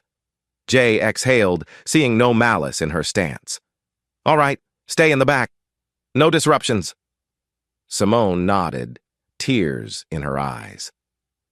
As she took a seat under a distant willow, April felt her chest tighten, remembering how Simone had once been the bride in Jay's life. Now she was a spectator. Elena walked down the makeshift aisle, escorted by Carmen. Her gown shimmered softly in the midday sun. Jay stood at the altar, heart hammering with a mix of nerves and euphoria. The officiant greeted everyone, then turned to Jay and Elena, speaking about love's resilience and second chances. They exchanged simple vows, forging promises of honesty, partnership, and unwavering support. Jay slipped a band onto Elena's finger, recalling how different this felt from his first wedding. Then Elena placed a ring on his hand, tears of joy in her eyes. "You may kiss the bride," the officiant said, smiling. Jay and Elena sealed their union with a tender kiss, applause and cheers rising from the gathered friends and family. In the back, Simone quietly dabbed tears from her cheeks. She couldn't deny the pang of regret, but also felt a strange sense of relief that Jay found happiness. April and Carmen hugged each other excitedly. Ronald clapped Jay on the shoulder. Cameras clicked, capturing the moment of renewal. After the ceremony, guests strolled to the reception area for refreshments. A small band played cheerful tunes. Jay and Elena greeted well-wishers, glowing with newlywed bliss. Simone slipped forward, holding a tiny gift bag. "Congratulations, Elena," she said softly. "You're a lucky woman. Jay's a good man." Elena looked at Jay uncertainly, but he gave a slight nod. She accepted Simone's handshake. "Thank you. I know this might be awkward, but I appreciate you being civil." Simone handed over the gift, just a modest ornament shaped like a house with the word hope engraved. "I'm sorry for everything. I hope you two find lasting joy." Elena and Jay exchanged glances, touched by the gesture. Simone bowed her head respectfully, then turned to leave, ignoring the curious stares of other guests. She walked away from the wedding, shoulders squared, determined to face her own future. Later, under the canopy of twinkling lights, Jay and Elena shared their first dance as husband and wife. April and Carmen joined in, swirling around the couple. Ronald danced with a colleague, a wry smile on his face despite his own marital dissolution. The evening felt magical, full of promise. As the night wore on, Jay took a quiet moment with April, stepping away from the dance floor. They leaned on a railing overlooking a small pond lit by lanterns. "We did it," he murmured. "We got here somehow." April looped her arm through his. "Yeah, it's been a journey." She glanced at Elena laughing with Carmen and Marisol, radiant under the lights.